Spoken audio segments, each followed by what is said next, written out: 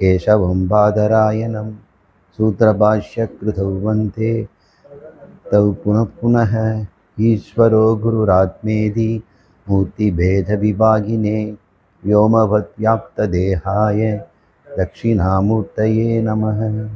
सहनाववतु सहनौ भुनक्तु सह वीर्यं करवावहै तेजस्विना अधीतम् अस्तु मा विद्विषावहैः। ओम शांति शांति शांति। स्वामी ஒரு ஜென்ரல் கொஸ்டின் சுவாமிஜி. இப்போ அந்த காம உணர்வு அப்படின்னு சொல்லி இந்த பால் உணர்வுகள் அந்த மாதிரி அந்த உணர்வு என்பது அனைவருக்கும் தெரிஞ்ச உணர்வு தான். இந்த உணர்வினால் தான் பல சமயங்களில் பல இடங்களில் தவறுகள் நடப்பதை நாம் பார்க்கிறோம். இந்த உணர்வை நீங்கள் உங்களுடைய மாணவர்களாகிய எங்களுக்கு, பக்தர்களுக்கும், ஆச்சாரியர்களுக்கும், சீடர்களுக்கும், கர்ம யோகத்தில் பயணிப்பவர்களுக்கும், சந்நியாசத்தில் இருப்பவர்களுக்கும் எப்படி இந்த உணர்வை கையாள்வது பற்றி எங்களுக்கு கொஞ்சம் கூறுங்கள்.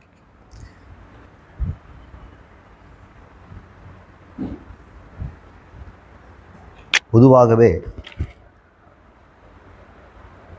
இந்த சிரவண மனன நிதித்தியாசனம் என்று சொல்லக்கூடிய ஆத்ம வித்யாவிலே பயிலுகின்றவர்களுக்கு சமம் தமம் உபரமம் போன்ற குணங்கள் இருக்கணும். அவங்க தான் அதிகாரிகள். இந்த சமம் தமம் என்பது எப்படிப்பட்டது? தமம் என்றால் புலனடக்கம், சமம் என்றால் மன அடக்கம். ஏன் ரெண்டும் சொல்கிறாங்க? ஒன்று சொன்னால் போதுமே, மனம் அடங்கினா போதுமே. மனம் அடங்கினா புலன் அடங்க வேண்டியிருக்கு, புலம் அடங்கினா மனம் அடங்க வேண்டியிருக்கு. ரெண்டும் ஒன்றை ஒன்று சார்ந்து இருக்கிறதுனால ரெண்டையுமே சம நேரத்தில் நம்ம கையாள வேண்டியிருக்குது.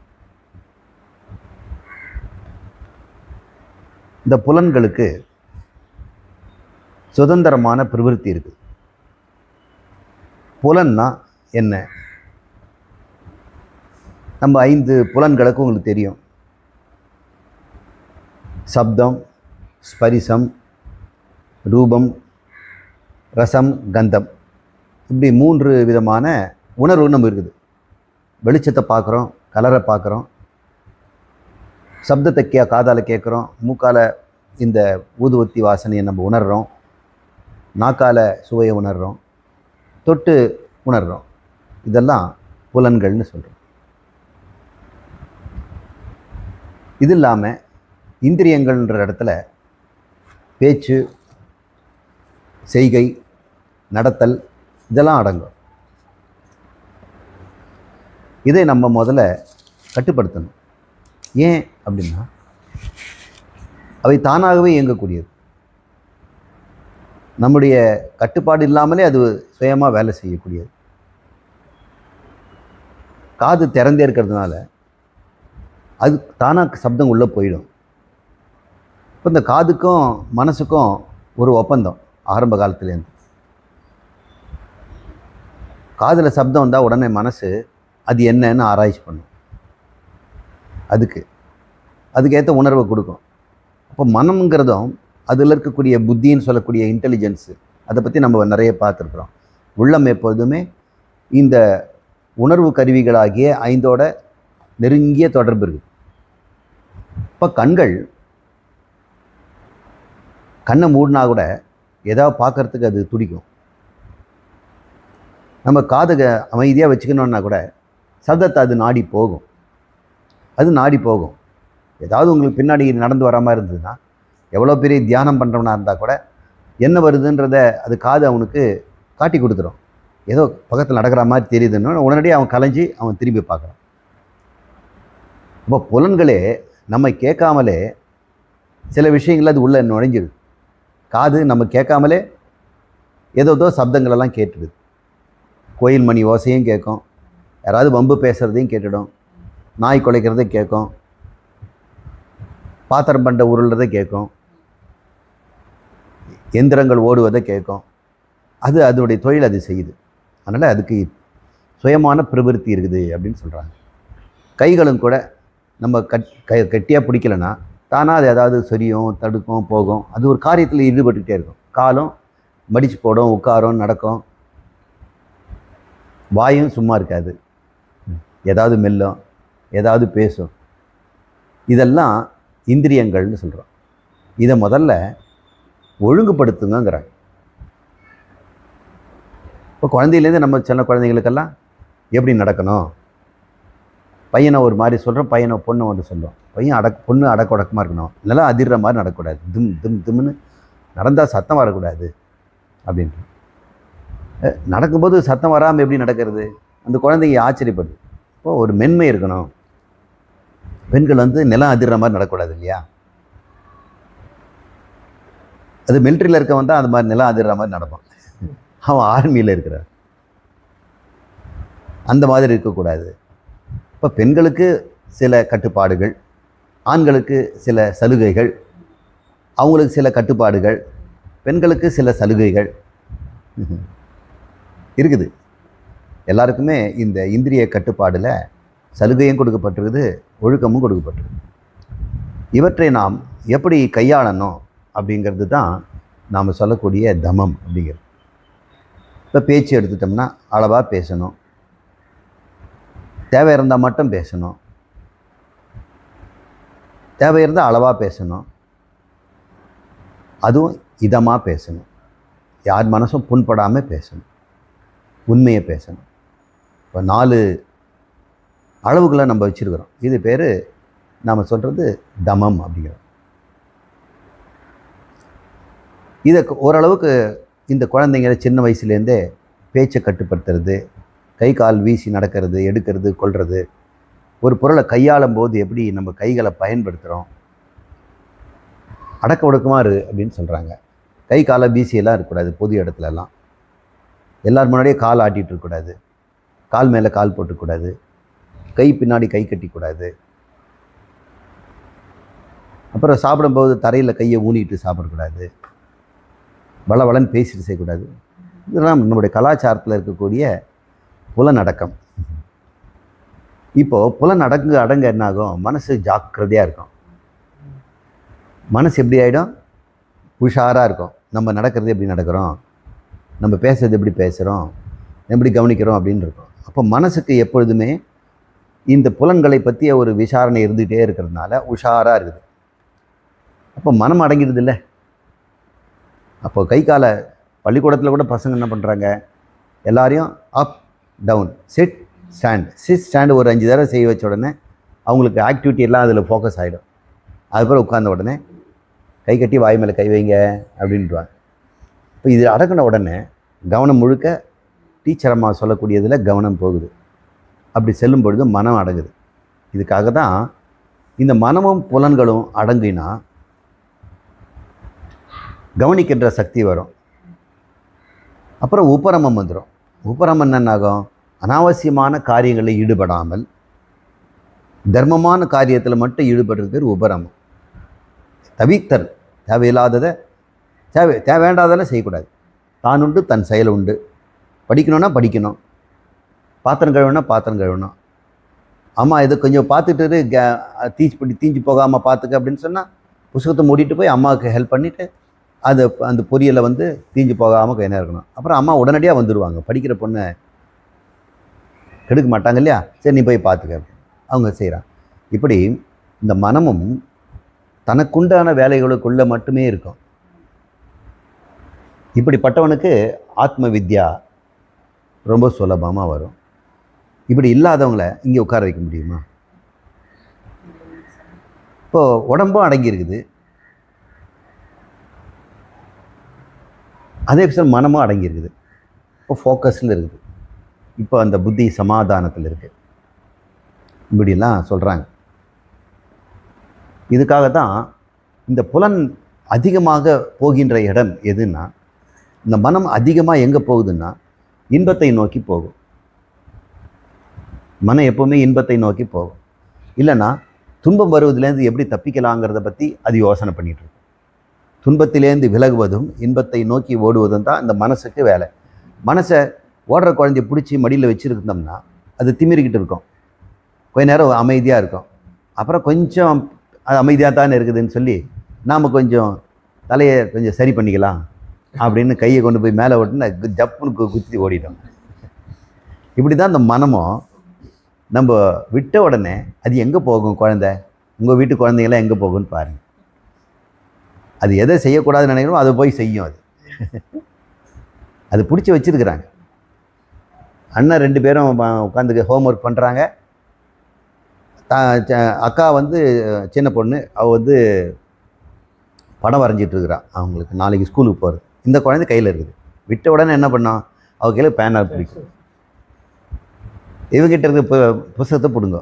இவங்களை படிக்க வைக்கணும்னா இந்த குழந்தைக்கு எங்கே போகும்? அதுக்கு விருப்பமான இடத்துக்கு போகும், பிடிக்காத இடத்துக்கு போகாது.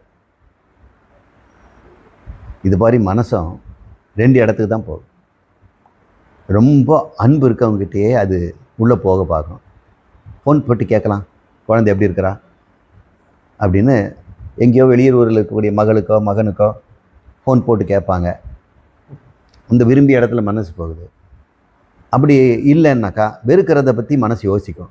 இப்படி செய்துட்டாங்க, அப்படி பண்ணிட்டாங்க, நமக்கு ஒரு ஒரு கால் சென்ட் இடத்த விட்டு கொடுத்துருந்தா நல்லா வந்திருக்கோம், இப்படி பண்ணிட்டாங்க, அதை மாற்றி எழுதிட்டாங்க, பொய் சாட்சி போட்டு இது பண்ணிட்டாங்க அப்படின்னு ஒரு இழந்த இழப்பை 10 வருஷம் 20 வருஷம் யோசனை பண்ணிக்கிட்டே இருப்பாங்க.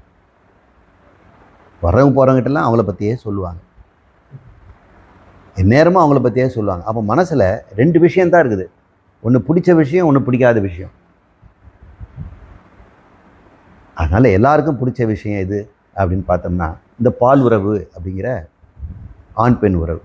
இப்போ மனசு அதிகமாக கட்டுப்பாடு இல்லாமல் போகின்ற இடம் இருக்கிறதுனால பிரம்மச்சரியம் என்ற ஒரு ஒழுக்கத்தையும் நாம் வந்து ஆத்ம வித்யாவுக்கு நம்ம கட்டாயம் நம்ம சொல்கிறோம். ஏன்? கற்றுக்கிற வரைக்குமாவது இரு. ஏன்னா கற்றுக்க முடிச்சிட்ட பிறகு அப்புறம் நீ அது தேவைப்படுமா இல்லையான்னு உனக்கே தெரியும். ஆனால் கற்றுக்கிற வரைக்கும் மனசை கடுத்து வைக்கிறதுக்கு இது தேவைப்படுவதனால நம்ம இந்த பிரம்மச்சரியம் என்ற ஒரு இளமை பருவத்தை தான் கல்விக்கு பொருத்தமாக வச்சுருக்கிறாங்க. பிரம்ம ஆச்சரியம்னா, பிரம்மம்னா ஒரு அர்த்தம் இருக்குது, வேதம்னு அர்த்தம் இருக்குது. பிரம்மன்னா வேதம்னு ஒரு அர்த்தம் இருக்குது. பிரம்மானா 4 தலை இருக்கக்கூடிய ஒரு கடவுள், படைக்கும் கடவுள். பிரம்மம் அப்படின்னா எல்லா கடவுளுக்கும் கடவுளாக இருக்கக்கூடிய உருவம் இல்லாத சத்தியம் ஞானம் ஆனந்தம்னு சொல்லக்கூடியதை அப்படி சொல்கிறோம். இன்னொரு வார்த்தை பிரம்மம்னா வேதம்னு அர்த்தம். அதை படிக்கிற வயசுக்கு பிரம்மச்சாரியான்னு வேணும். இந்த குழந்தையெல்லாம் பிரம்மச்சாரியம், இவங்கெல்லாம் படிக்கிற வயசு இருப்பாங்க. இப்போ வேதம் படிக்கிற வயசு வந்துன்னா நீ பிரம்மச்சாரியாக தானே இருக்கணும். இல்லை நான் வந்து வேதத்தை வந்து 80 வயசு தான் படிக்க போகிறேன், இன்னும் 40 வயசு தான் படிக்க போகிறேன்னா அப்போது நீ என்ன பண்ணணும்? படிக்கிறவனாக தான் இருக்கணும். படிக்கிறவனுக்கு என்ன வேலை? இல்லறத்து வேலையெல்லாம் இருக்கக்கூடாது, அல்லது பிஸ்னஸ் வேலையெல்லாம் இருக்கக்கூடாது. அதெல்லாம் விட்டால் தான் படிக்க முடியும். சார் இந்த காலத்தில் அதெல்லாம் முடியுமா சார்? நம்ம ஆத்ம வித்யாலயம் வேலைக்கு போகிறவங்களும் படிக்கலாம், இல்லறத்தில் இருக்கவங்களும் படிக்கலாம், புதுசாக கல்யாணம் ஆனவனும் படிக்கலாம், கல்யாணம் ஆகாத பையனும் படிக்கலாம். எல்லாருக்கும் மனசு இன்ப நாட்டம் இருக்க தான் செய்யும். அதனால் நமக்கு இன்ப நாட்டம் ஓய்ஞ்ச பிறகு இந்த ஆத்மாவை பற்றி தெரிஞ்சுக்கலாம் அப்படின்னா முடியாது. அதனால் அது இருக்கும் பொழுதே நம்ம கற்றுக் கொடுத்துடணும். ரெண்டும் பக்கம் பக்கம் போகும். எதுக்காக இந்த பாலுறவு பிரம்மச்சரியம் சிபாரிசு பண்ணுதுன்னா மனம் அடங்கிறதுக்கு தான். உங்களுக்கு அதுக்கு மனம் அடங்கிறதுக்கு இந்த கல்வியை கற்பதற்கு அது உபத்திரவம் கொடுக்கலைன்னா அதை பற்றி நம்ம பேச போகிறதில்ல. பெருவாரியான மக்களுக்கு இந்த ஒரு உபத்திரவமாக இருப்பதனால அவங்க இந்த பக்கமாக வரமாட்டேங்கிறாங்க. இவங்க ஒழுக்கத்தெல்லாம் சொல்லுவாங்க, நம்மளாலெல்லாம் முடியாது, நமக்கு அதெல்லாம் ஒத்து வராது, நம்ம போய் சிவசிவன் சாமிக்கு போய் கும்பிட்டு ஏதாவது பண்டிகையும் தேர் திருவிழா கோயில் அர்ச்சனை இதிலெல்லாம் பண்ணிகிட்டு இருந்தோம்னா ஒரு பிரச்சனையும் கிடையாது. இவங்க வந்து ரொம்ப தன்னை மாற்றிக்க சொல்கிறாங்க.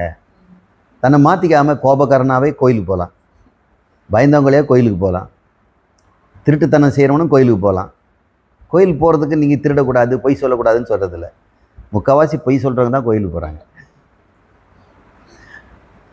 இன்னொருத்தருக்கு முந்தி ஏமாற்றிட்டு அவங்கள வந்து தள்ளிட்டு போயின்றவங்க தான் க்யூவில் முந்தி போய் போகிறாங்க.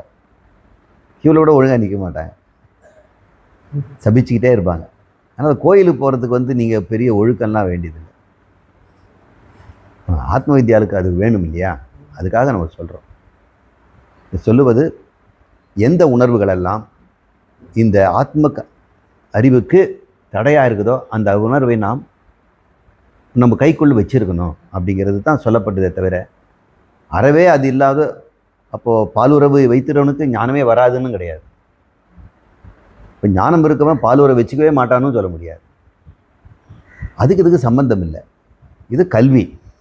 கல்விக்கு இடையராக இருக்கக்கூடியது எதுவாக இருந்தாலும் அது கோபமாக இருந்தாலும் விட்டுடணும், பொறாமை இருந்தாலும் விட்டுடணும், கருமித்தனம்னு சொல்லக்கூடிய எல்லா பொருளையும் தனக்கே வச்சுக்கிறதையும் அதையும் விட்டுடணும். இந்த உணர்வுகள் எப்பொழுதும் சாந்தமாக இருந்தால் இந்த பாடம் நல்லா நடக்குங்கிறது தான் சொல்கிறாங்க. இதன் அடிப்படையிலே நீங்கள் புரிஞ்சுக்குங்க.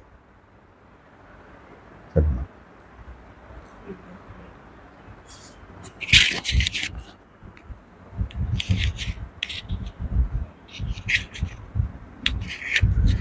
சுவாமி, டாக்டர் சதீஷ் இடையரப்பாளையம்லேருந்து கேட்டிருக்காருங்க சுவாமி. அவித்யாவிற்கும் அஞ்ஞானத்திற்கும் உள்ள வேறுபாடு என்ன? இவை எவ்வாறு அத்தியாசத்துடன் சம்பந்தப்பட்டிருக்கின்றன? ஒரு வகையில் மூன்றுமே ஒன்று தான்.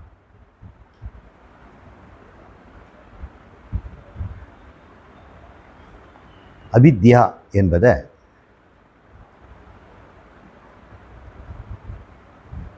ஒரு குறிப்பிட்ட எல்லைக்குள்ளே பயன்படுத்துகிறோம்.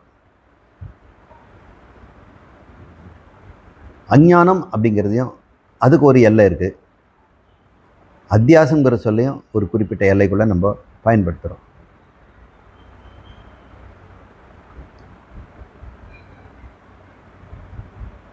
எந்த விதத்தில் சத்தியம் ஞானம் அனந்தமாக இருக்கக்கூடிய அந்த பிரம்மம் ஏதும் செய்யாமல் எதுவும் செய்ய தேவையில்லாமல் அது சிவனேன்னு இருக்குது. கடவுள் எப்படி இருக்கிறாரு? சிவனேன்னு இருக்கிறார். அப்போது ஐயோ நமக்கு இந்த பூலோகங்கள் 7 லோகங்களே சிருஷ்டி பண்ணணுமே, ஏன் சிருஷ்டி பண்ணணும்? வெட்டி வேலையா? அவருக்கு எண்ணற்ற ஜீவராசிகள் நம்மளெல்லாம் நாம் அனாதி காலத்துலேருந்து நம்ம இருக்கிறோம். நம்ம எல்லாருமே இங்கே இங்கேயும் காட்டுறது மட்டும் இல்லை, கண்ணுக்கு தெரியாத மண்ணில் இருக்கிற புழு பூச்சிகள்லாம் கூட நம்மளோட சேர்ந்தவங்க தான். இந்த பூமியில் இருக்கவங்க மட்டும் இல்லை, இன்னும் வேற எங்கே பூமியில் இருக்கவங்கெல்லாம் கூட அத்தனை பேருமே பிரளயம்ன்ற ஒரு காலம் வருது, ஒரு கல்பம் முடியும் பொழுது கடவுள் என்ன பண்ணுறாரு? எல்லாத்தையும் பாய மடக்கிற மாதிரி மடக்கிறார். இந்த நிலத்தை எல்லாம் தண்ணியில் கரைச்சிடுறார், தண்ணியே நெருப்பில் கரைச்சிடுறார். எங்கெல்லாம் நெருப்பு இருக்குதோ அதெல்லாம் போயிடும். முதல்ல நிலம் போயிடுச்சு உங்களுக்கு, அப்போன்னா அது பூமி வீடு உலகம் எல்லாமே போயிடும். பூமி போயிடுச்சுன்னா அப்போ தண்ணி தானே இருக்கும், இப்போ நம்ம தண்ணியில் தான் மிதக்கணும். எல்லா உங்கள் சரீரமும் போயிடும். ஏன்னா இதுவும் மண் தானே, மண் தானே இந்த உடம்பு, மண்ணோட மண்ணாக அது போயிடும். மண் வந்து தண்ணியில் கரைஞ்சிடும். அப்போ நாமெல்லாம் ஜீவர்கள் என்னென்ன பண்ணுவோம்? தண்ணியில் மிதப்போம். அது பேர் பிரளயங்கிறாங்க.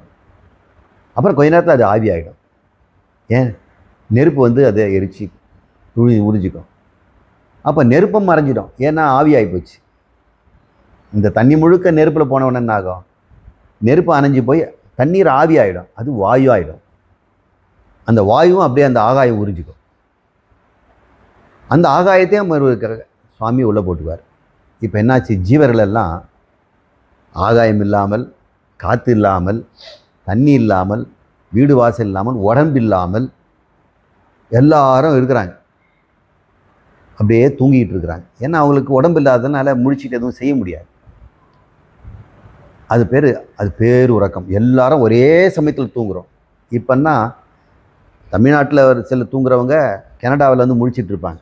அவங்களுக்கு அங்கே வந்து இரவு. இப்போ நமக்கு சாயங்காலம், அவங்களுக்கு பொழுது விடிய போகுது. இப்போ நமக்கு சாயங்காலம் 6 மணி, அவங்களுக்கு இப்போ காலையில் 6 மணி. இந்த கல்பம் முடியும் பொழுது எல்லாரும் ஒரே சமயம் தூங்கிடுவோம். புலி, சிங்கம், ஓனாய், பனைமரம், தென்னை மரம், அதான் எல்லாம் போயிடுச்சு. இந்த பனைமரத்துக்குள்ள ஒரு ஜீவன் இருக்கும்ல, தென்னை மரத்தில் ஒரு ஜீவன் இருக்குது, அவங்கெல்லாம் தூங்க ஆரம்பிச்சுடுவாங்க. அப்போ தான் கடவுள், நான் சிருஷ்டி பண்ண போகிறேன். பாவம் இத்தனை ஜீவர்களும் அவன் சொத்து செய்து வச்சிருக்கிறான், பாவ புண்ணியெல்லாம் பண்ணியிருக்கிறான். ஒருத்தன் படிக்கிற நேரத்தில் இந்த பிரளயம் நான் அழிச்சிட்டேன். ஒருத்தன் ஞானி ஆகிறதுக்கு குரு இப்போ தான் கிடைச்சாரு. முதல் கிளாஸ் தான் அட்டன் பண்ணான் ஆத்ம வித்யாலயம். உடனடியாக அவர் எல்லாத்தையும் க்ளோஸ் பண்ணிட்டார். இன்னொருத்தன் இப்போ தான் குழந்தை பிறந்திருக்கிறான், அனுபவிக்கணும்னு சொல்லி இப்போ பிரளயம் வந்துடுச்சு. இப்போ ஒவ்வொரு ஜீவராசிகளும் அப்புறம் ஒரு காளை மாடோ ஒரு பசு மாடோ அடுத்த பிறவியில் நம்ம மனுஷனாக பிறந்து நம்ம சுகமாக இருக்கலாம் அப்படின்னு அது காத்துட்ருக்குது. இப்போ அதுக்கு இந்த சமயம் பண்ணோன்னா மாடாவே போயிடுச்சு அது. இப்போ அவங்க எல்லாம் சாமிக்கிட்ட தூங்கிட்டு இருந்தால் கூட அவருக்கு கருணை இருக்குது இல்லை. இத்தனை பேருக்கு நம்ம மறுபடியும் உடம்பு கொடுக்கணும். உடம்பு கொடுத்தா மட்டும் போதுமா? தண்ணி கொடுக்கணும், காற்று கொடுக்கணும், மூச்சு விடுறதுக்கு, சமைச்சு சாப்பிட்றதுக்கு அக்னி, நெருப்பு, சூரிய வெளிச்சம் எல்லாம் கொடுக்கணும். அப்புறம் இதெல்லாம் இருக்கிறதுக்கு ஆகாயம் வேணும். அவர் மறுபடியும் ஜீவர்களுக்கு இந்த 7 லோகங்களையும் படைக்கிறார். எப்படி படைச்சாரு அப்படின்னா, அவர்கிட்ட ஒரு சக்தி இருக்குது. அந்த சக்தி பேர் மாயா சக்தி. அந்த மாயா சக்தி தான் நாம் அவித்யா அப்படின்னு சொல்கிறோம். மாயா சக்திக்கு அவித்யா. ஏன் அதுக்கு அவித்யான்னு பேர்? அதுக்கிட்ட எல்லா விதமான தகவலும் இருக்குது. இந்த பூலோகங்கள் 7 லோகங்களும், நரகலோகம், சொர்க்கலோகங்கள், பூலோகம் அத்தனையும் எப்படி சிருஷ்டி பண்ணோங்கிறதெல்லாம் அதுக்கு தகவல் அதுக்கிட்ட இருக்குது. கடைக்கு அனுப்பினோம்னா ஒரு பெரிய லிஸ்ட்டு கொடுத்து அனுப்புறீங்க இல்லையா? முதல்ல மஞ்சள் தூள், உப்பு, புளி, மிளகாய், அந்த மாதிரி ஃபுல் லிஸ்ட்டு அவர்கிட்ட இருக்குது. அது பேர் தான் மாயா. ஆனால் அதுக்கு எதுவுமே செய்ய தெரியாது. லிஸ்ட்டு மட்டும் என்ன பண்ண முடியும்? இதாங்க லிஸ்ட்டு, சமையல் லிஸ்ட்டுன்னு கொடுத்தா அது போய் சமைக்க முடியாது. அந்த லிஸ்ட்டு மட்டும் இருக்குது. அதனால் அது பேர் அவித்யா. வித்யானா அறிவு, அவித்யானா எதையும் செய்யறதுக்கு தெரியும், ஆனால் செய்வதற்கு வேண்டிய ஒரு ஆர்வமோ ஆசையோ அறிவோ கிடையாது. வெறும் தகவல் மட்டும். ஏட்டு சுரக்காது, சுரக்காயின்னு ஏட்டு எழுதியிருக்கிறாங்க. அதை வச்சுட்டு என்ன பொரியலை பண்ண முடியும்? அந்த மாதிரி மாயா அந்த சக்தி அவர்கிட்ட இருக்குது. என்னெல்லாம் அழிச்சார் பார்த்தீங்களா? நிலத்தை, நீர்லையும் அந்த தகவல் யார் யார் எங்கெங்கே இருந்தாங்க, என்னென்ன பொருள் வச்சுருந்தாங்க, அத்தனையும் அவருக்கு தெரியும். எவன் என்ன தப்பு தண்டா பண்ணதெல்லாம் கூட அவருக்கு தெரியும். அத்தனையும் உள்ளே வச்சுருக்கிறார்.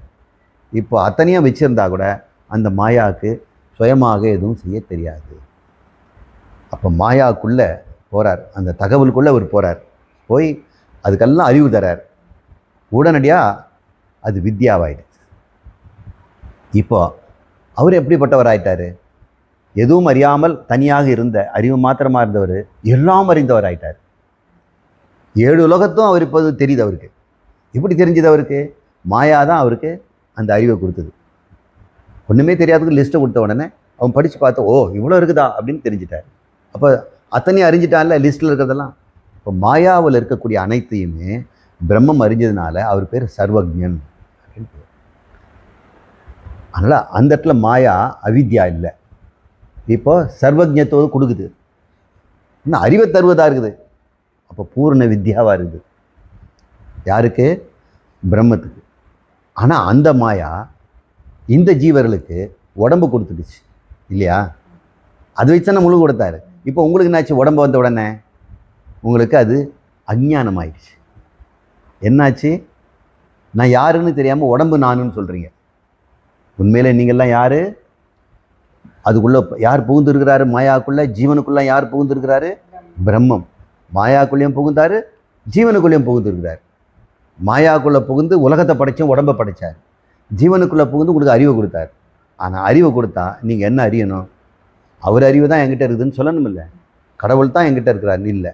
நீங்கள் உடம்பு கொடுத்த உடனே நான் உடம்புன்னு சொல்கிறதுனால இப்போ அந்த மாயா உங்களுக்கு என்ன ஆச்சு? இப்போ அஞ்ஞானம் ஆயிடுச்சு. உண்மையிலே மாயா மூல பிரகிருதி அவித்யான்னு பேர். ஆனால் அது இறைவனோடு கலக்கும் பொழுது, இறைவன் அதில் புகும்பொழுது, அதுக்குள்ளே அவர் நுழையும் பொழுது அது அவருக்கு சர்வஜத்துவத்தை, வித்யாவை கொடுக்குது. ஆனால் அதே பொருள் நமக்கு சரீரத்தை கொடுக்கும் பொழுது நமக்கு அறியாமையை கொடுத்துருச்சு. நமக்கு என்னென்ன, அந்த பிரம்மத்துக்கு தான். இப்படி இப்போ அஞ்ஞானம் அவித்யாவை நீங்கள் பார்த்தீங்க இல்லையா? இப்போ நமக்கு அத்தியாசங்கிறது என்ன அப்படின்னா, இந்த மாயாவிலிருந்து, இந்த மாயாவை அவர் எப்படி பயன்படுத்துகிறாருன்னா அவருக்கு அறிவாக தான் பயன்படுத்துகிறார். மாயாவில் என்னென்ன இருந்தது? எல்லா அறிவும் இருந்தது. ஜகத்து சிருஷ்டி பண்ண வேண்டியதுன்னு அத்தனையும் இருக்கிறதுனால அந்த மாயா அவருக்கு அறிவாக இருக்கிறது. அது ஒரு புத்தி மாதிரி அவர் வேலை செய்யுது.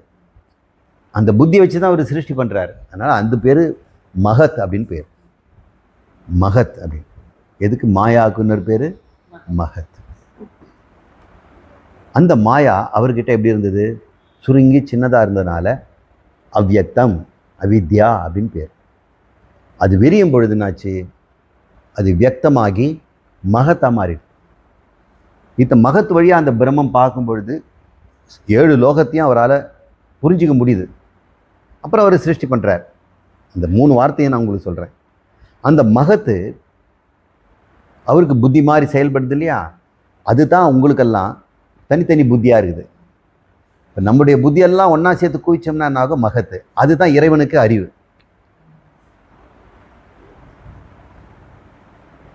தனித்தனி அறிவு பார்த்தோம்னா அதே இறைவனுக்கு ஒரு ஜீவனுடைய அறிவாயிடுது. இப்போ பாருங்க, மகத்துங்கிற ஒரு பெரிய இது பேர் மகத்து. இதில் எல்லா அறிவும் இருக்குது. ஆனால் இதுக்கு சொந்த அறிவு கிடையாது. இதில் வெறும் பட்டியல் தான் இருக்குது. இது பட்டியலை வச்சுட்டு எதுன்னு பண்ண போகுது? இது நான் பார்க்குறேன். பார்த்த உடனே இந்த பட்டியல் எனக்கு வந்துடுச்சு. அப்போ எனக்கு அறிவு வந்துடுச்சு. ஆனால் நான் அறிவு உடையவன். இப்போது இது எனக்கு எப்படி இருக்குது? அறிவை தருகின்ற கருவியே தானே இருக்குது. இந்த சிருஷ்டி எப்படி செய்யணுங்கிற லிஸ்ட்டு பட்டியல் இதில் இருக்குது இல்லையா? அதனால் இது பேர் மகத் அப்படின்னு பேர். இது பெரிய மகத்தாக இறைவனுக்கு சமஷ்டி புத்தியாக இருந்து சிருஷ்டியை செய்து கொடுக்குது. ஆனால் இதுலேருந்து ஒரு சின்ன பீஸு இது பற்றி, இதுவும் மகத்தானே. ஆனால் இது ஒரு ஜீவனுக்குள்ளே இருக்குது. இதுலையும் யார் பார்க்குறாரு? யார் இது மொத்தத்தையும் பார்த்தாரோ அவர் தான் இதையும் பார்க்குறாரு. ஆனால் இங்கே பார்க்கும்போது என்னாச்சு? கொஞ்சமாக பார்க்குறாரு. இது பெரிய பட்டியலா? இது பெரிய பட்டியல். இதில் என்ன பட்டியல்? இது ஒரு குறிப்பிட்ட நபர்னுடைய பட்டியல் இதில் இருக்குது. இப்போ தேவதத்தன் ஒருத்தன் போன பிரளயத்தில் மறைஞ்சானே, அவனுடைய தகவல் இதில் இருக்குது. இப்போ அந்த பிரம்மம் இந்த குட்டியூண்டு தகவல் வழியாக பார்த்தா என்னத்தை பார்க்கும்? தேவதத்தன் தானே பார்க்கும். அதனால் அந்த பிரம்மமே தேவதத்தன்ற ஜீவனாகவும் இருக்குது. அப்படி ஆன உடனே அவர் சுத்தமாக நான் கடவுள்ன்றதை மறந்துட்டார். அதனால் அது பேர் அஞ்ஞானம் பேர். எதுக்கு? இந்த பிஞ்சு துண்டுக்கு. அதுதான் சூக்ஷ்ம சரீரம், புத்தி அப்படின்லாம் பேர் சொல்கிறோம். இப்போ அந்த உள்ளே இருக்கின்ற அந்த பிரம்மம் இந்த சின்ன பஞ்சு மிட்டாய் மாதிரி எடுத்து காமிச்சல, அதில் அது உள்ளே புகுந்த அந்த கடவுள் தன்னை மனுஷன்னு நினைக்கிறார். நீங்கள்லாம் யார்? கடவுள் அறியாமையினால் மனுஷன் நினச்சிக்கிட்டு இருக்கிறார். இப்போ சுவாமி என்ன பண்ணுறேன்? உங்களுக்கு நினைவுபடுத்துகிறேன். நீங்களெல்லாம் கடவுள். சிருஷ்டி பண்ணுறதுக்கு முன்னாடி இருந்தவர், மகத்துக்கே பிரஜானம் கொடுத்தவர், இந்த புத்திக்குள்ளே அவர் தான் இருக்கிறார் அப்படின்னு நம்ம சொல்கிறோம். இருந்தாலும் புத்தி உடனடியாக நம்ம கடவுள்னு ஏற்றுக்க மாட்டேங்குது. ஏற்கனவே அது என்ன பண்ணிச்சு? இந்த சரீரத்தை நானுன்னு மாட்டிக்கிட்டு நான் ஆணு நான் பெண்ணு அப்படின்னு ஊர் ஊராக திரிஞ்சுக்கிட்டு செத்து மடிஞ்சிட்டு வாழுது. எது ஒன்று தன்னை வேறொன்றாக நினைக்கிறதோ அது பேர் அத்தியாசம்னு பேர். ஒன்றை இன்னொன்றாக பார்த்தால் அது பேர் அத்தியாசம். அது ஒரு புது சொல், அத்தியாசம். இதுக்கு உதாரணம் என்ன சொல்லுவாங்க? கடற்கரையிலையோ அந்த ஆத்தங்கரையிலையோ சிப்பிகள் இருக்கும், கிளிஞ்சல். அந்த கிளிஞ்சல் ஒரு பக்கம் கருப்பாக இருக்கும், ஒரு பக்கம் பளபளன்னு இருக்கும். குழந்தைகளாக இருக்கும்போது அப்படி போகிறவங்க அந்த ஆற்று மணலில் அப்படி ஒரு வெள்ளிக்காசு புதஞ்சி இருக்குதுன்னு நினச்சிக்குவாங்க. பார்த்தா அது வட்டமாக வெள்ளிக்காசு மாதிரியே இருக்கும். அப்படியே ஆர்வமாக ஓடி எடுப்போம். இப்போ நம்முடைய அறிவு என்ன பண்ணுது? வெள்ளிக்காசாக சிப்பியை பார்க்கிறது. சிப்பியாக பார்த்தா அது கரெக்டு, சரியான அறிவு, சம்ஞா. அது பேர் சரியான அறிவு, சம்ஞா. இதை வேற மாதிரி பார்த்தா அதுக்கு என்ன சொல்லுவோம்? அது தப்பான அறிவு தானே, அதுக்கு பேர் அத்தியாசம்னு பேர். அப்போ ஒன்று இன்னொன்னா பார்த்தோம்னா தப்பு தானே. இவர் நல்லவர், ஆனால் நீங்கள் அவரை வந்து பொல்லாதவர்னு நினச்சிங்கன்னா அது அத்தியாசம் தானே. இப்போ எல்லாரும் என்ன பண்ணுறோம்? உலகத்தில் இருக்க பொருள் எல்லாம் எனக்கு இது பிடிக்குது அப்படின்னு சொல்லும்போது என்னாச்சு? இது ஒருத்தன் பிடிக்குதுன்னு சொன்னான்னா இன்னொருத்தன் இதை போய் பிடிக்குதுன்னு சொல்கிறானேங்கிறான். அப்போ பிடிக்கலைங்கிறத இவன் அத்தியாசம் பண்ணுறான், இன்னொருத்தன் இது பிடிக்குதுன்னு அத்தியாசம் பண்ணுறான். உண்மையிலே இது பானை, இது மண்ணுன்னு யாரும் பார்க்கறதில்ல, எனக்கு வேணுங்கிறத அது பண்ணுறான். அதனால் அத்தியாசங்கிறது ஒன்றை இன்னொன்றாக பார்த்தல். அதஸ்மின் தத் புத்தி அப்படின்னு சங்கரர் சொல்கிறார். ஒன்றை இன்னொன்றாக பார்த்தல். இல்லைங்க சார், அவங்கள நான் கரெக்டாக தான் பார்க்குறேன். இல்லை, நீங்கள் தப்பாக பார்க்குறீங்கன்னு உங்களுக்கு தெரியல. அதுதான் அவித்யா, அதுதான் அஞ்ஞானம். சரியாக பார்க்க தெரியாததுனால நாம ஒன்றை இஷ்டம் போல் பார்க்குறோம். அது பேர் அத்தியாசம். இது அத்தியாசம் நமக்கு எங்கே வருதுன்னு கேட்டோம்னா, எல்லாருக்கிட்டையும் நான் அப்படிங்கிற ஒரு உணர்வு இருக்கு இல்லையா? நான் அப்படிங்கிற உணர்வு. அந்த நான் உண்மையில் என்னது அப்படின்னு கேட்டால் நீங்கள் யார்? நானா? நான் வந்து நடுத்தர வயசுக்காரன், ஒரு சாமானியம், ஒரு எஸ்எஸ்எல்சி வரைக்கும் படிச்சிருக்கிறேன், மாதத்துக்கு 20,000 25,000 சம்பாரிச்சிட்டு இருக்கிறேன் அப்படின்னு சொல்கிறீங்க. நானுங்கிறதுக்கு அவர் என்ன சொல்கிறாரு? இப்படி சொல்கிறார். இன்னொருத்தர் நீங்கள் சார்னா, நானா? நான் வந்து கோர்ட்டில் வந்து குமாஸ்தாவாக இருக்கிறேன், கேஸ் கட்டெல்லாம் என்கிட்ட தான் வரும், நான் தான் அதை வந்து ஆர்டர் படி வச்சு அன்னன்னைக்கு ஜட்ஜ்மெண்ட்டுக்கு கொடுக்கறதுக்கும் விசாரணைக்கும் எல்லாத்தையும் நான் கொடுக்குறவன், நான் வந்து அங்கே இருக்கிற குமாஸ்தா அப்படின்னு ஒவ்வொருத்தரும் நானுங்கிறதுக்கு எதையோ சொல்கிறாங்க. உண்மையில் நான் எது அப்படின்னு கேட்டோம்னா, அதுக்கு நீங்கள் தான் இப்போ சொன்னீங்க கடவுள்னு. நானுன்னு உள்ள அறிவு இருக்குது இல்லை, அது என்னது? கடவுள். ஆனால் அந்த கடவுள் மேலே நீ கடவுளை பார்க்காம நீங்கள் குமாஸ்தானில் பார்க்குறீங்க. கடவுளுக்குன்னா குமாஸ்தா வேலையா, இல்லை பால்காரன் வேலையா? பால்காரன் கடவுளை பால்காரன்கிறான், இன்னொருத்தன் கடவுளை குமாஸ்தாங்கிறான், இன்னொருத்தி சொல்கிறான் நான் பொம்பளைங்கிறான். கடவுள் பொம்பளை ஆனாரா, குமாஸ்தா ஆனாரா? இது என்ன? ஒன்றை இன்னொன்றாக பார்த்தல் தானே. சிப்பியை வெள்ளியை பார்த்தா மாதிரி நீங்கள் நானுங்கிற கடவுளை நான் குமாஸ்தான்னு பார்க்குறீங்க. நம்ம குமாஸ்தாங்கிறது கொண்டு போய் அது மேலே நம்ம சுமத்தி பார்க்குறோம் இல்லையா? இது பேர் அத்தியாசம்னு பேர். இது தெரியாமல் செய்கிறதுனால இது அஜ்ஞானம்னு பேர். அஜ்ஞானங்கிறது காரணமாக இருக்கும், அத்தியாசங்கிறது அதனுடைய காரியமாயிடுச்சு, அவ்வளோதான். அஞ்ஞானங்கிறது அறியாமை, நான் கடவுள்னு தெரியாதது அஞ்ஞானம். அதனால் ஏற்படுறது என்னது? நான் இதுதான் முடிவு கட்டுறது வந்து அத்தியாசம். போதுங்களா? விஞ்ஞானம் விசேஷ ஞானம், விசேஷ அறிவு விஞ்ஞானம். இப்போ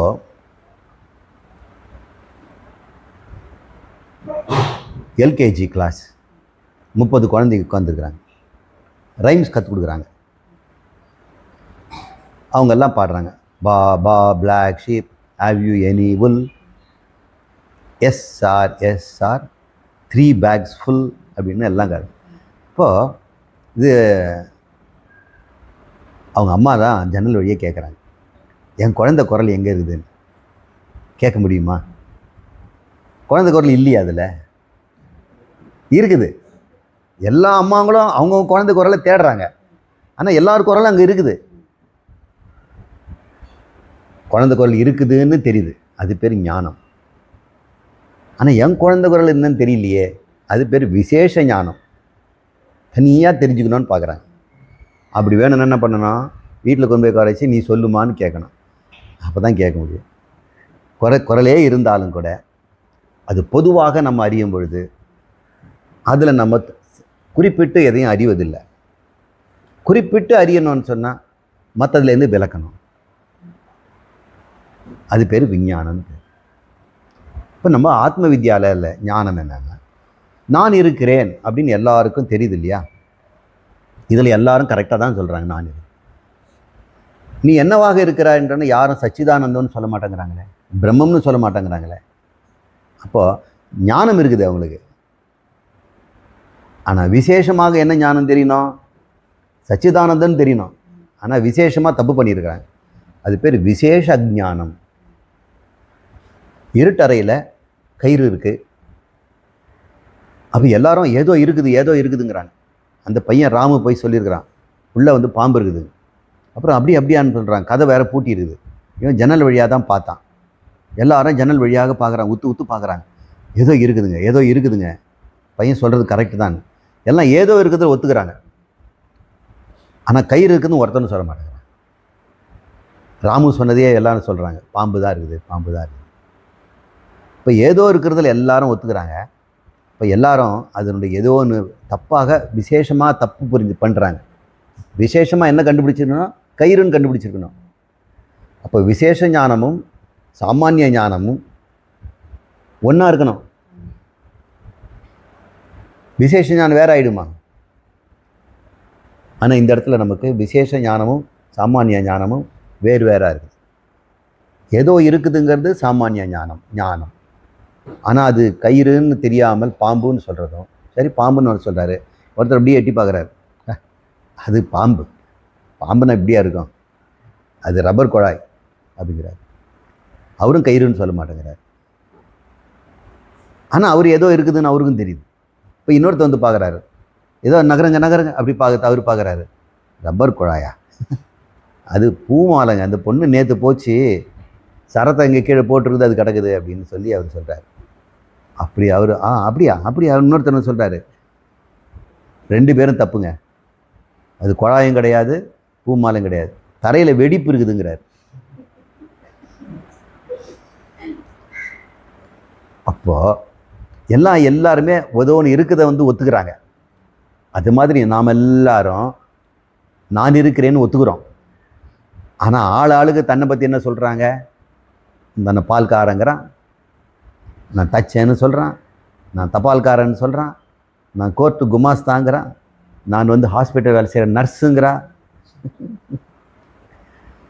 நான் எல்கேஜியில் கிளாஸ் ஆயாங்கிறா. எல்லாரும் ஒரு பொருளை வேறு விதமாக பார்த்துக்கிறாங்க. அதுதான் விசேஷ ஞான அஜ்ஞானம். சாமான் ஞானத்தில் எல்லாருக்கும் நான் இருக்கிறேன்னு சொல்கிறாங்க. அப்போது இந்த ஆத்ம வித்யாலயம் என்ன சொல்லுது? சாமான் ஞானத்தில் நீங்கள் நான் இருக்கிறேன் அப்படிங்கிறதுலாம் கரெக்டாக சொல்கிறீங்க. ஆனால் அது என்னன்னு விசேஷமாக கேட்டோம்னா நீங்கள் ஆளுக்கு விசேஷமாக பதில் சொல்கிறீங்க. அது சரீரத்தின் அடிப்படையில் சொல்லிடுறீங்க, அத்தியாசத்தின் அடிப்படையில் சொல்லிடுறீங்க. அத்தியாசத்தை நீக்கிட்டு நீங்கள் பார்த்தோம்னா விசேஷமாக அங்கே இருப்பது அந்த கடவுள் அப்படின்னு உங்களுக்கு தெரியும். நானுங்கிறது என்ன? கடவுள்னு தெரியும். இப்போ நம்ம எந்த கிளாஸுக்கு வந்திருக்கிறோம்? ஞானம் கிளாஸுக்கா அஞ்ஞானம் கிளாஸுக்கா? ஞான கிளாஸ். இதில் என்ன கற்றுக்க போகிறோம்? விஞ்ஞானத்தை கற்றுக்க போகிறோம். இப்போ நம்ம கற்றுக்கிறதெல்லாம் விஞ்ஞானம். அதான் உண்மையான ஞானம். அது பேர் மெய்ஞானம். வேற கேள்வி. விஜயகுமார் காரைக்குடியிலேருந்து கேட்டிருக்காருங்க சுவாமி. ஆகாயத்தின் நீலவர்ணம் உண்மையானதா, அதன் மீது ஏற்றி வைக்கப்பட்டதா? விளக்கம் தாருங்கள் குருவேன்னு கேட்டிருக்காருங்க. ஆமாம், நம்ம ஆகாயம் அப்படின்றது வெட்டவெளி. நம்ம பார்க்குற இந்த நீல நிறமெல்லாம் பூமிக்கு மேலே கொஞ்சம் தூரத்தில் இருக்கிறது தான். ஒரு 10 கிலோமீட்டர் தான் இது. நம்ம இருக்கிறது மல்லுப்பிச்சம்பட்டி ரயில்வே ஸ்டேஷன் ஒரு 10 கிலோமீட்டரில் இருக்குது. நீங்கள் வேகமாக நடந்தால் கூட ஒரு 2 மணி நேரம் 3 மணி நேரத்தில் போய் சேர்ந்துடலாம் நடந்தாக்கா. வண்டியில் போனோம்னா அரை மணி நேரத்தில் போயிடலாம். ராக்கெட்டில் போனால் கன்சிமெண்ட் நேரத்தில் அங்கே போயிடலாம். 10 கிலோமீட்டர். அது மாதிரி பூமி நம்ம உட்கார்ந்துருக்கிற தரை இங்கேருந்து 10 கிலோமீட்டர் வரைக்கும் தான் காற்று இருக்குது. அதுக்கு மேலே காற்று கிடையாது. ஒருவேளை அதுக்கு மேலே நீங்கள் ராக்கெட் எடுத்துகிட்டு போயிட்டீங்கன்னு வைங்க, மூச்சு விட முடியாது. அதனால் சிலிண்டர் எடுத்துகிட்டு தான் போவேன். இப்போ ஸ்பேஸ் ஸ்டேஷன்லாம் சொல்கிறாங்கல்ல, ஒரு 100 கிலோமீட்டர் 150 கிலோமீட்டரில் சுற்றுது. அவங்க உள்ளுக்குள்ளே காற்றை நிரப்பி வச்சுருக்கிறாங்க. அந்த காற்றை சுத்தம் பண்ணிக்கிட்டே இருக்கிறாங்க, ரீசைக்கிள் பண்ணிகிட்டு இருக்கிறாங்க. இந்த காற்று தான் நமக்கு ஆகாயம் ப்ளூவாக இருக்கிற மாதிரி காட்டுது. காற்று தான் நமக்கு ஆகாயம் ப்ளூவாக இருக்குதுன்னு காட்டுது. ஒரு நிலாவில் போய் இருந்து நீங்கள் இப்போ வானத்தை பார்த்தீங்கன்னா அங்கே நீளமாகவே தெரியாது. வானம் முழுக்க கண்ணுங்கரேல் இருக்கும், கண்ணுங்கரேல் இருக்கும். ஒருவேளை பௌர்ணமியாக இருந்ததுன்னா அந்த சமயத்தில் நீங்கள் அந்த இடத்துல இறங்கிருந்தீங்க வச்சுங்க, நிலாவில் பௌர்ணமி இருக்கும்போது வெளிச்சம் இருக்கும்ல, அங்கே எல்லாம் பார்த்தா பிரகாசமான வெண்மையாக தெரியும். அப்போ வானம் பார்த்தா நீளமாக தெரியாது. ஏன்னா நிலாவில் காற்று இல்லை. காற்று தான் ஆகாயத்துக்கு நீல நிறத்தை கொடுக்குது. அப்போ காற்றுக்கு நீல நிறம் இருக்குதா அப்படின்னு ஒரு கேள்வி வருது. காற்றுக்கும் நீல நிறம் கிடையாது. சூரிய ஒளி ஆகாயம் வழி வரும்போது அலுங்காமல் குலுங்காமல் கேடு எதுவும் இல்லாமல் சுத்தமாக வந்துடுது. அங்கேருந்து எப்படி புறப்பட்டுச்சோ அப்படியே வந்து சேர்ந்துச்சு. நீங்கள் ஏசி ட்ரெயினில் வந்த மாதிரி. அதுவே நீங்கள் டவுன் பஸ்ஸில் வந்தீங்கன்னா காற்று தூசியிலெல்லாம் வருவீங்க இல்லையா, இந்த மாதிரி சூரிய ஒளியும் இந்த காற்று மண்டலம் வழியாக பூமிக்குள்ளே வரும்பொழுது அது நாலா பக்கம் சிதறல் அடையும். ஒளி ஒன்று ஒன்று கம்பி மாதிரி வருது. மெல்லிசாக கண்ணுக்கு தெரியாத ஒரு சேமியா மாதிரி இருக்கும், கம்பி கம்பியாக வருது. காற்றுல இருக்கக்கூடிய மூலக்கூறு இருக்குது இல்லையா, அதில் நைட்ரஜன் இருக்குது, நைட்ரேட் இருக்குது, சல்ஃபேட் இருக்குது, கார்பன் டை ஆக்சைடு இருக்குது, கார்பன் மோனாக்சைடு இருக்குது. இந்த மாதிரி நிறைய கலவை தானே காற்று. இதில் மோதும் பொழுது சிதறடிது. எப்படி ஒரு பொருள் நேராக போயிட்டு இருக்கும்போது குறுக்கில் நின்னா அது சிதறிடுது இல்லையா, அந்த மாதிரி ஒளி சிதறுது. சூரிய ஒளி நேராக வந்ததுன்னா பளிச்சுன்னு ஒரே கலர் தான் தெரியும். சூரியனுடைய நிறம் என்ன? கிட்டத்தட்ட மஞ்சள். உண்மையிலே சூரியனுக்கு மஞ்சள் கொடுக்கறதே சோடியம் தான். சூரியனில் நிறைய சோடியம் இருக்கிறதுனால அதனுடைய ஒளியே சோடியம் தாண்டி வரும்போது இப்படி சிதறலாயிடுது. நம்ம என்ன பண்ணுறது? அது அப்சார்ப்ஷன் ஸ்பெக்ட்ரங்கிறோம். இப்போ சூரியனே ஏற்கனவே எல்லோ டாமினண்ட்டாக இருக்குது. இப்போ க்ரீன் கொஞ்சம் கம்மியாக, சிவப்பு கொஞ்சம் கம்மியாக, ப்ளூ கொஞ்சம் கம்மியாக, இது எல்லாமே இருக்குது. ஆனால் காற்றுக்குள்ளே வரும்பொழுது காற்று என்ன பண்ணுது? இந்த ப்ளூவை மட்டும் சிதறடிக்குது, மீதி கலர்லாம் நேராக அமிச்சிடுது. நமக்கு ப்ளூ அங்கே தங்கிட்டா மாதிரியும் இங்கே ப்ளூ இல்லாத மாதிரியும் தெரியுது. அவ்வளோதான். அதனால் வானம் நமக்கு நீல நிறமாக தெரியுது. கடலை நீல நிறமாக தெரியுது, காரணம் அது பிரதிபலிக்கிறதுனால. சரி, எப்பவுமே வானம் நீல நிறமாக தான் இருக்குதா? காலையில் எப்படி இருக்குது? செக்கர் வானங்கிறான். மாலையில் எப்படி இருக்குது? செக்கர் வானங்கிறான். அது ஏன் அப்போ மட்டும் அந்த மாதிரி இருக்குது வானம் அப்படின்னு சொன்னோம். அந்த சமயத்தில் சூரிய ஒளி கிராஸாக வருது. உச்சந்தலையிலேருந்து வராமல் சூரியன் படுத்துட்டார்ல, காலையில் இப்போ தான் எழுந்துக்கிறாரு, பூமி கீழே இருக்கிறாரு. அப்போ சூரிய கதிர் காற்று வழியாக நீண்ட தூரம் பயணம் பண்ணுது. உச்சியிலேருந்து வரும்போது 10 கிலோமீட்டர் தான் ட்ராவல் பண்ணுது. பக்கவாட்டில் வரும்பொழுது என்னாகும்? அது 100-500 கிலோமீட்டர் தாண்டி தான் வரணும், நீங்கள் இருக்க இடத்துக்கு வரணும்னா, இல்லையா? அப்போ என்ன ஆகும்? இன்னும் நிறைய கலர்லாம் அது ஸ்கேட்டர் பண்ணிடுது. அதை தள்ள விடாத ஒரு ஒளி இருக்குது, அது சிவப்பு தான். சிவப்பால் இந்த மூலக்கூறு சார்ந்த சிதறாது.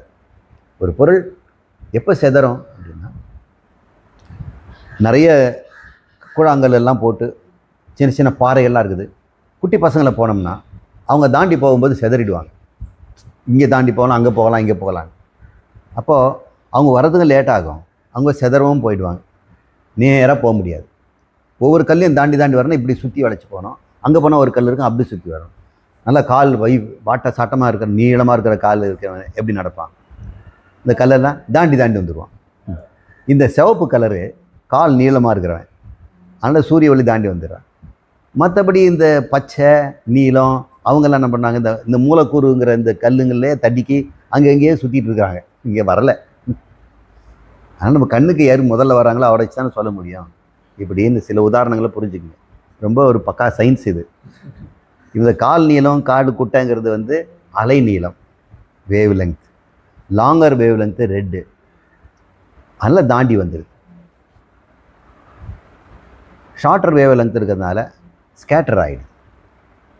இந்த ஸ்கேட்டரிங்கை பற்றி சொன்னவர் ராமன் சார், சிவி ராமன். அதனால் ராமன் எஃபெக்ட்னே பேர்.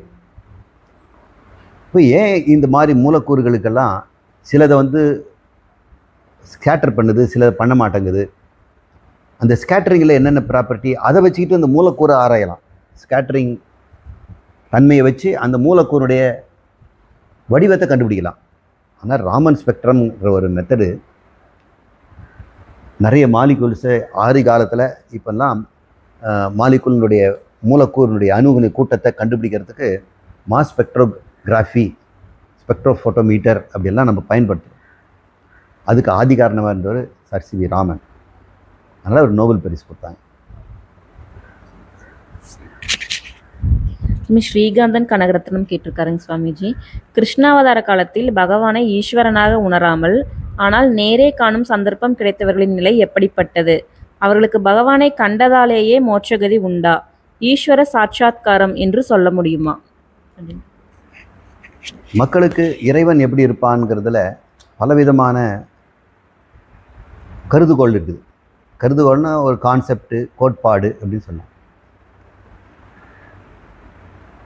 ஒரு கிறித்துவ மதத்தை சார்ந்தவங்ககிட்ட கடவுள் எப்படிப்பட்டவர்னா, அவங்க பைபிள் என்ன சொல்லியிருக்கிறோம் அது மாதிரி தான் அவன் சொல்லுவான். ஃபாதர் இன் த ஹெவன் அப்படின்னு. அந்த ஃபாதர் ரொம்ப காலமாக அங்கேயே தானே இருக்கிறாரு. நாம் தானே செத்து போடுறதுனால அவர் பெரிய தாடி வச்சுக்கிட்டு வயசான தாத்தாவாக தான் அவங்க வந்து படம் வரைகிறாங்க. இப்போ வேட்டிகன் போன்ற அரண்மனையில் செவரெலாம் வரைஞ்சிருக்கிறத பார்த்தோம்னா கடவுள் அப்படின்னு போட்டிருப்பாங்க. அதில் பார்த்தா அவர் தாத்தா இருப்பார், old man. First created Adam young மேனாக இருப்பார். ஏன்னா அவர் தன்னுடைய இமேஜில் தான் படைத்தார் அப்படிங்கிறதுனால. இப்போ ஆடம் அண்டு கிரியேட்டர் அப்படிங்கிறத மைக்கேல் ஆஞ்சலோ வரைஞ்சிருக்கிறார். இப்படி கடவுள் இப்படி தொடுவார், ஆடம் அப்படி தொடுவான். 2 பேர் விரலும் சந்திக்கிற மாதிரி அழகான பெயிண்டிங் நீங்கள் எல்லாம் பார்க்கலாம். இப்போ அவங்களுடைய கருதுகோளில் கடவுள் இறைவன் எப்படி இருப்பார்? தாத்தாவாக இருப்பார். ஒருத்தன் வந்து முருக வழிபாடு பண்ணுறவன், அவன் கடவுள் எப்படி இருப்பான்னு நினைப்பான்? அம்போட வேலோட இருப்பார், மயிலில் வருவார் அப்படின்னு நினைக்கிறேன். விநாயகரை நினைக்கிறவன் விநாயகரை நினைப்பார். ஒரு காட்டுவாசி இருக்கிறான், அவன் என்ன நினைப்பான்? அவங்க ஏதாவது ஒரு விலங்கை தான் அவன் நினைப்பான். ஆந்தை, முதலையை கூட சில பேர் வணங்குறாங்க சாமி. அவங்களுக்கு பயம் முதலையை பார்த்து. நல்லது என்னை விட்டுடுங்க சாமின்னு கெஞ்சிருந்தாலும் ஒவ்வொரு நாட்டிலையும் ஏதாவது ஒரு கொடுமையான மிருகங்களை தான் அவங்க சாமியாக கும்பிட்றாங்க. பூனையை கும்பிட்றவங்க கூட இருக்கிறான். என்ன நமக்கு தெரியும், எதெல்லாம் கேள்வி கேட்க முடியுமா? நாயை கும்பிட்றவங்க இருக்கிறாங்க, பைரவர்னு. இப்போ காளியை நினைக்கிறவங்க அப்படி இருப்பாங்கன்னு நினைக்கிறாங்க. ஒவ்வொருத்தரும் இறைவன் எப்படி இருப்பான்னு நினச்சோம்னா, இவர் திடீர்னு ப்ளூ கலரில் பீதாம்பரதாரியாக வந்து நின்னா இவர் கடவுள் யாராவது ஒத்துக்குவாங்களா? முன்ன பின்ன இது மாதிரி ஒரு கடவுள் அவங்க பார்த்ததே இல்லையே. இப்போ தானே ஃபஸ்ட் டைம் கண்ணனே அவதாரம் எடுக்கிறாரு. இதுக்கு முன்னாடி அவதாரம்லாம் வேறு மாதிரி இருந்தது. மச்ச அவதாரம், கூர்ம அவதாரம், நரசிம்ம அவதாரம். இப்படி அவங்க பார்த்து பழகிறதுனால புது அவதாரம் கடவுளாக இருக்க முடியாதுன்னு அவங்க நினைக்கிறாங்க. அவங்களுக்கு கடவுள் கான்செப்ட் எப்படி இருக்குதுன்னு பருந்துங்க. இப்போ ஒரு கிறிஸ்தவன் வந்து கிருஷ்ணன் வந்து நின்னாருனாக்கா எங்கே கோமாளி வந்திருக்கிறான். இந்த ஊரில் இந்த மாதிரியான ஒரு ஆள் வந்து இருக்கிறான், தலையை கூட சீவாமல் கொண்டை கட்டிக்கிட்டு அதில் ஒரு மயில் பீலியை சொருகிக்கிட்டு என்னையா கூத்துது அப்படின்பான். இப்படி தான் இறைவனை பற்றி தெரியாதவங்க யாரும் இல்லை. தெரியும், அவங்க வந்து இறைவனை இப்படி இருக்கணும்னு முன்முடிவோடு இருக்கிறதுனால கண்ணனையும் பார்த்தும் கூட அவங்க வந்து இவர் இருக்க முடியாது, நம்மள மாதிரி தானே இருக்கிற ஆவரேஜ் ஹைட் தானே, கடவுள்னால் கிட்டத்தட்ட 7 இருக்கணும், இவர் ஆவரேஜ் ஹைட்டில் தானே இருக்கார், அர்ஜுனோட ஒரு அங்குலம் உயரமாக இருக்கிறார், அவ்வளோதான். வசதியாக வெண்ணையெல்லாம் தின்னதுனால கொஞ்சம் உயரமாக இருக்கிறார்.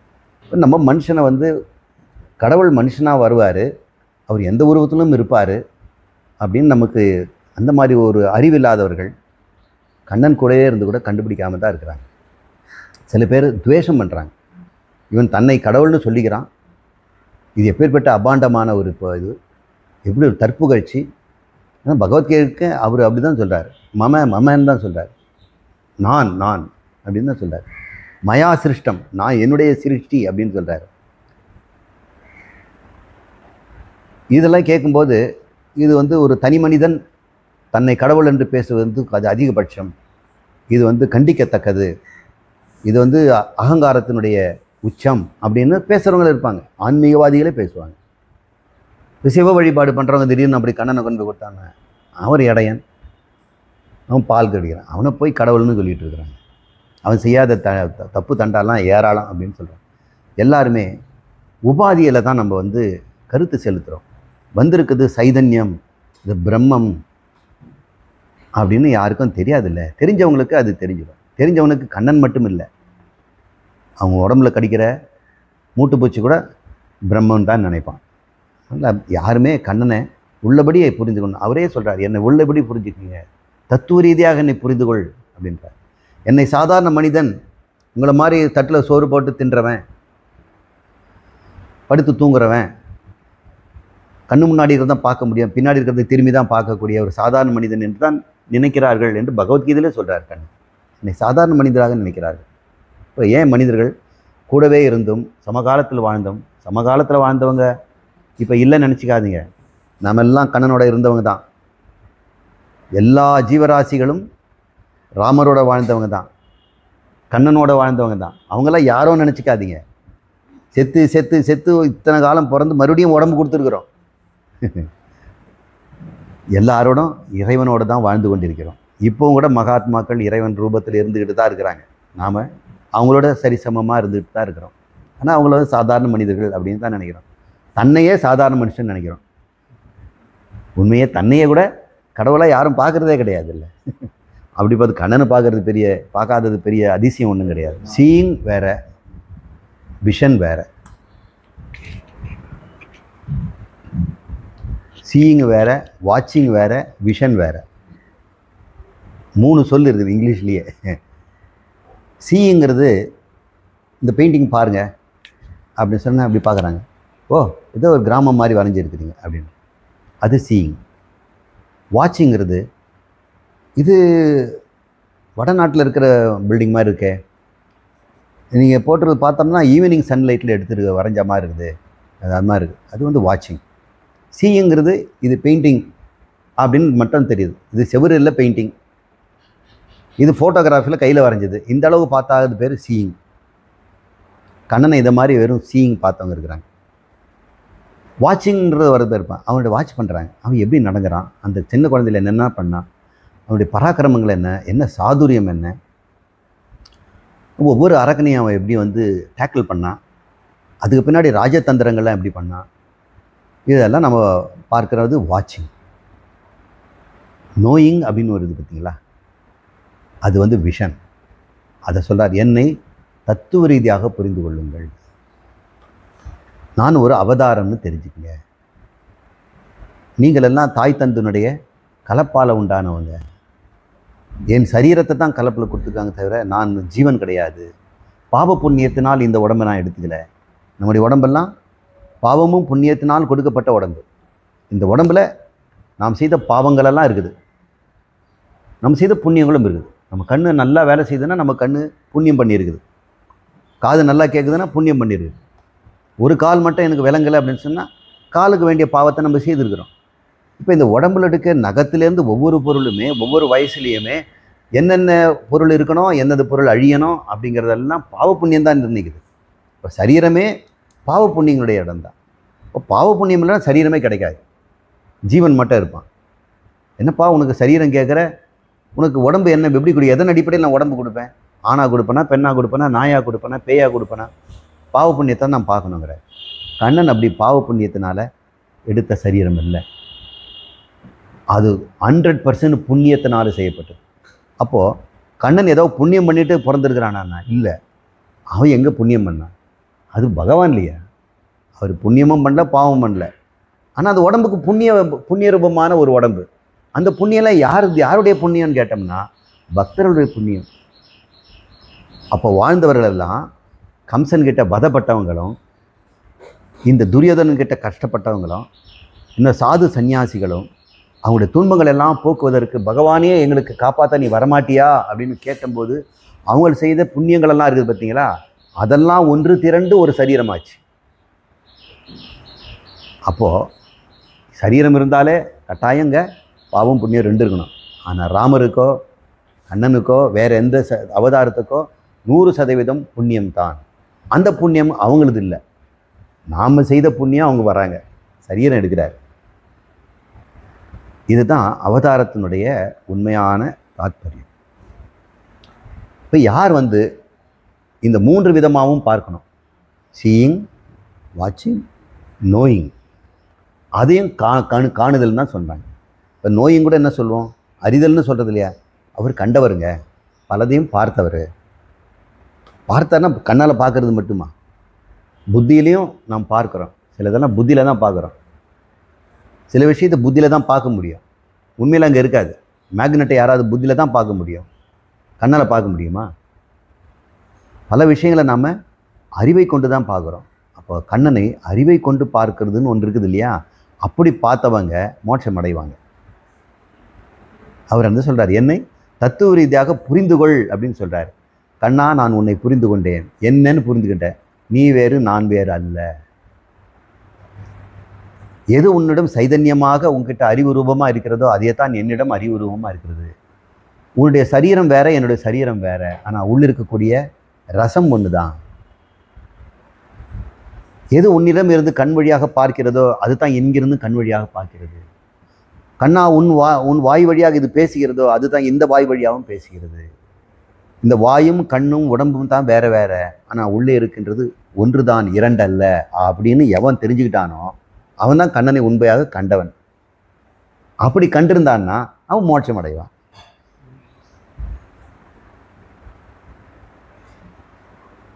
கண்ணனை காண வாருங்க பாங்கியே, கண்ணனை காண வாருங்க, கண்ணனை காணவே புண்ணியம் வேண்டும் அம்மா அப்படின்னு ஒரு பாட்டு இந்த சுவாமி தான் எழுதினார். அவர் எழுதல லிரிக்ஸ் அந்த பாட்டு.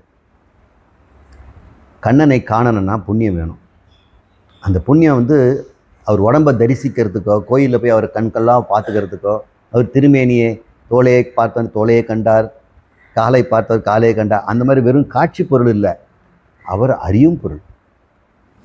அறியும் பொருளை அறியணும், உண்ணும் பொருளை உண்ணணும், ரசிக்கும் பொருளை ரசிக்கணும். இப்போ கண்ணன் உண்ணும் பொருளா, அனுபவிக்கும் பொருளா, அறியும் பொருளா? அனுபவிக்கும் பொருளை அனுபவிச்சாங்க எவ்வளோ பேர்.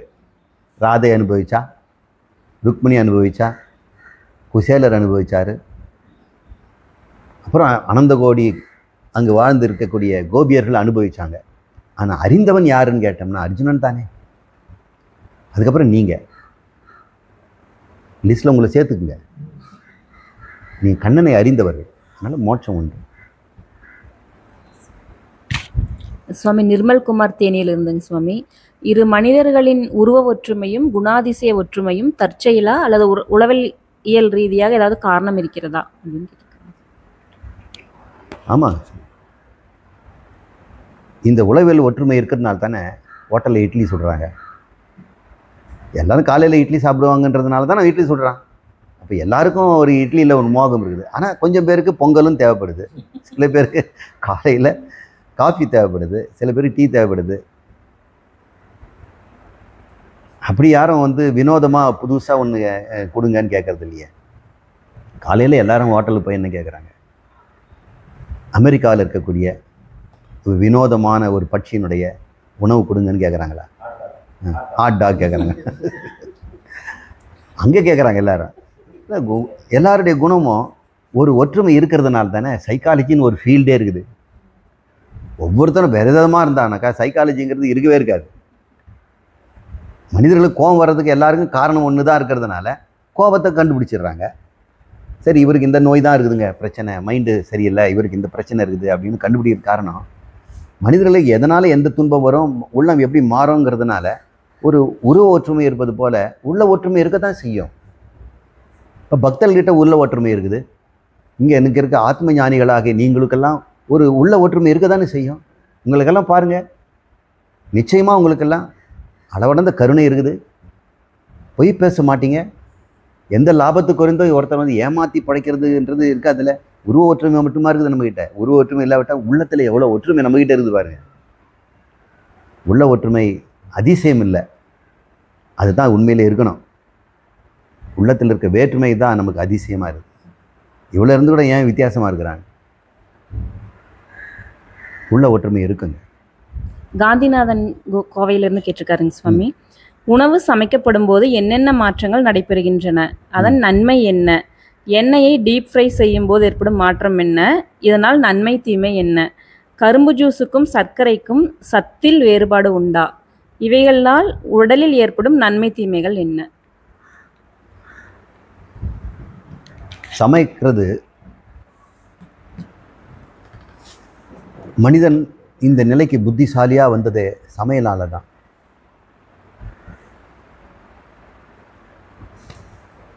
சமைக்கலைன்னா ஜீரணமாக லேட்டாகும். மிருகங்களெல்லாம் ஒரு மானை அடித்து கொன்று ஒரு முதலையோ அல்லது மலைப்பாம்போ சாப்பிட்டதுன்னா ஒரு 4 மாதத்துக்கு அசையாது, ஒரு வேலையும் செய்யாது. அது ஜீரணமாகிறதுக்கு அவ்வளோ நாள் ஆகும். அதுவே அது வேக வச்சு நல்லா மசாலாலாம் போட்டோம்னா நம்ம சாப்பிட்டு அன்னைக்கு மத்தியானமே தின்ட்டு இன்னொரு அடுத்தது சாயங்காலம் ஒன்று கேட்போம்.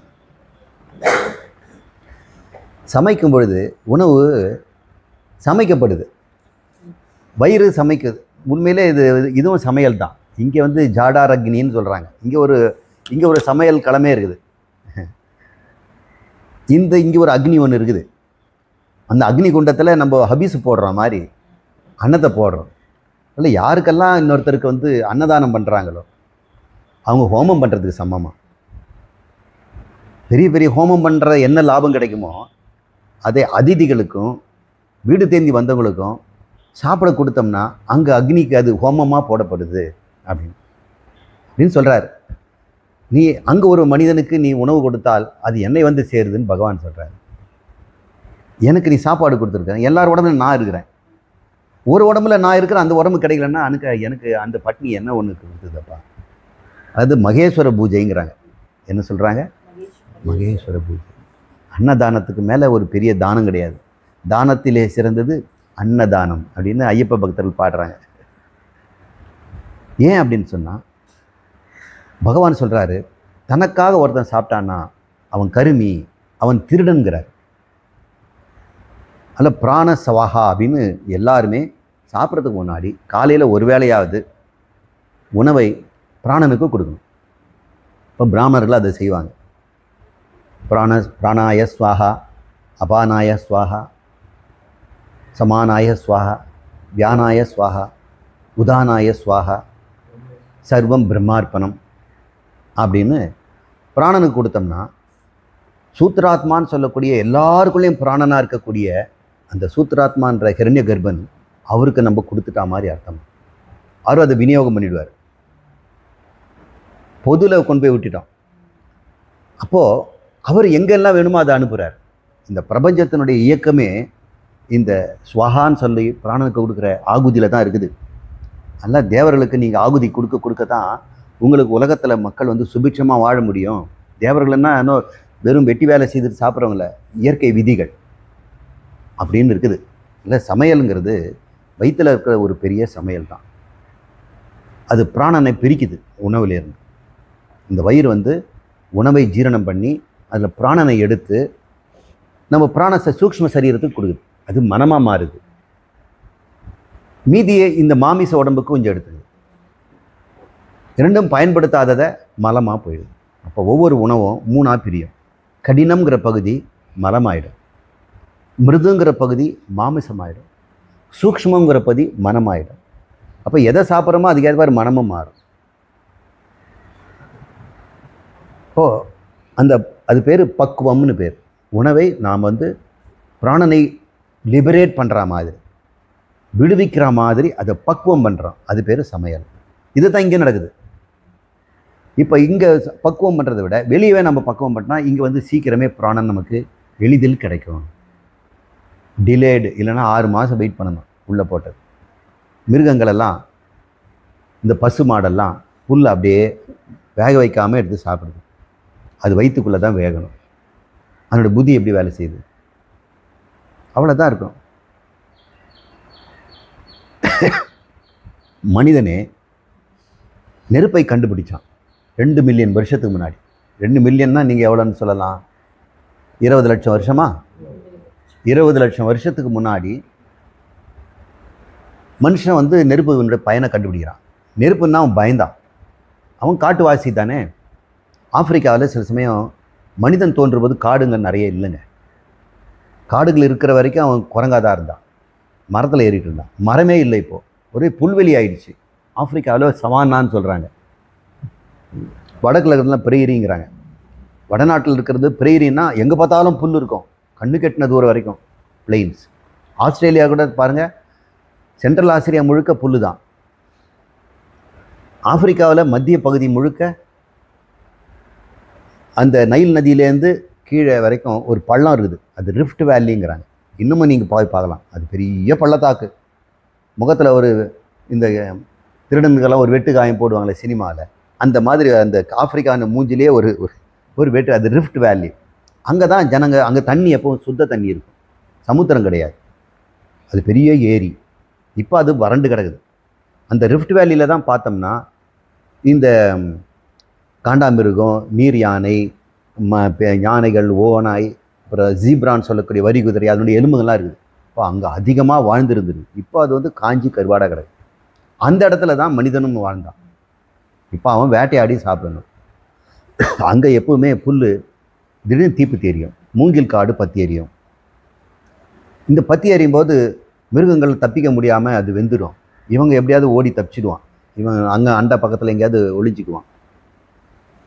அப்புறம் போய் அந்த மீந்து போன அந்த மானெல்லாம் கருகி இருக்கும் இல்லையா, அதை எடுத்து அவனுக்கு டேஸ்ட் பண்ணி பார்க்குறான். பச்சை மானை சாப்பிட்றத விட இந்த வெந்த மான் மெல்றது ஈஸியாக இருக்குது, டேஸ்ட்டாகவும் இருக்குது. அப்புறம் அது மண்ணில் கிண்ணில் விழுந்திருக்கோம்ல, அந்த உப்பு கொஞ்சம் பட்டிருக்கும். அதனால் அவனுக்கு இந்த நெருப்பில் நமக்கு உணவு சீக்கிரம் ஜீரணமாகும் அப்படின்னு அவன் கண்டுபிடிக்கிறான். ஆனால் நெருப்பை அவனால் உண்டாக்க தெரியல. அப்புறம் தான் அவன் அந்த கல் உடச்சி கருவி செய்கிறவனாக ஆனான். அவன் தான் ஹோமோ ஹேபிலிஸ் அப்படின்னு பேர்.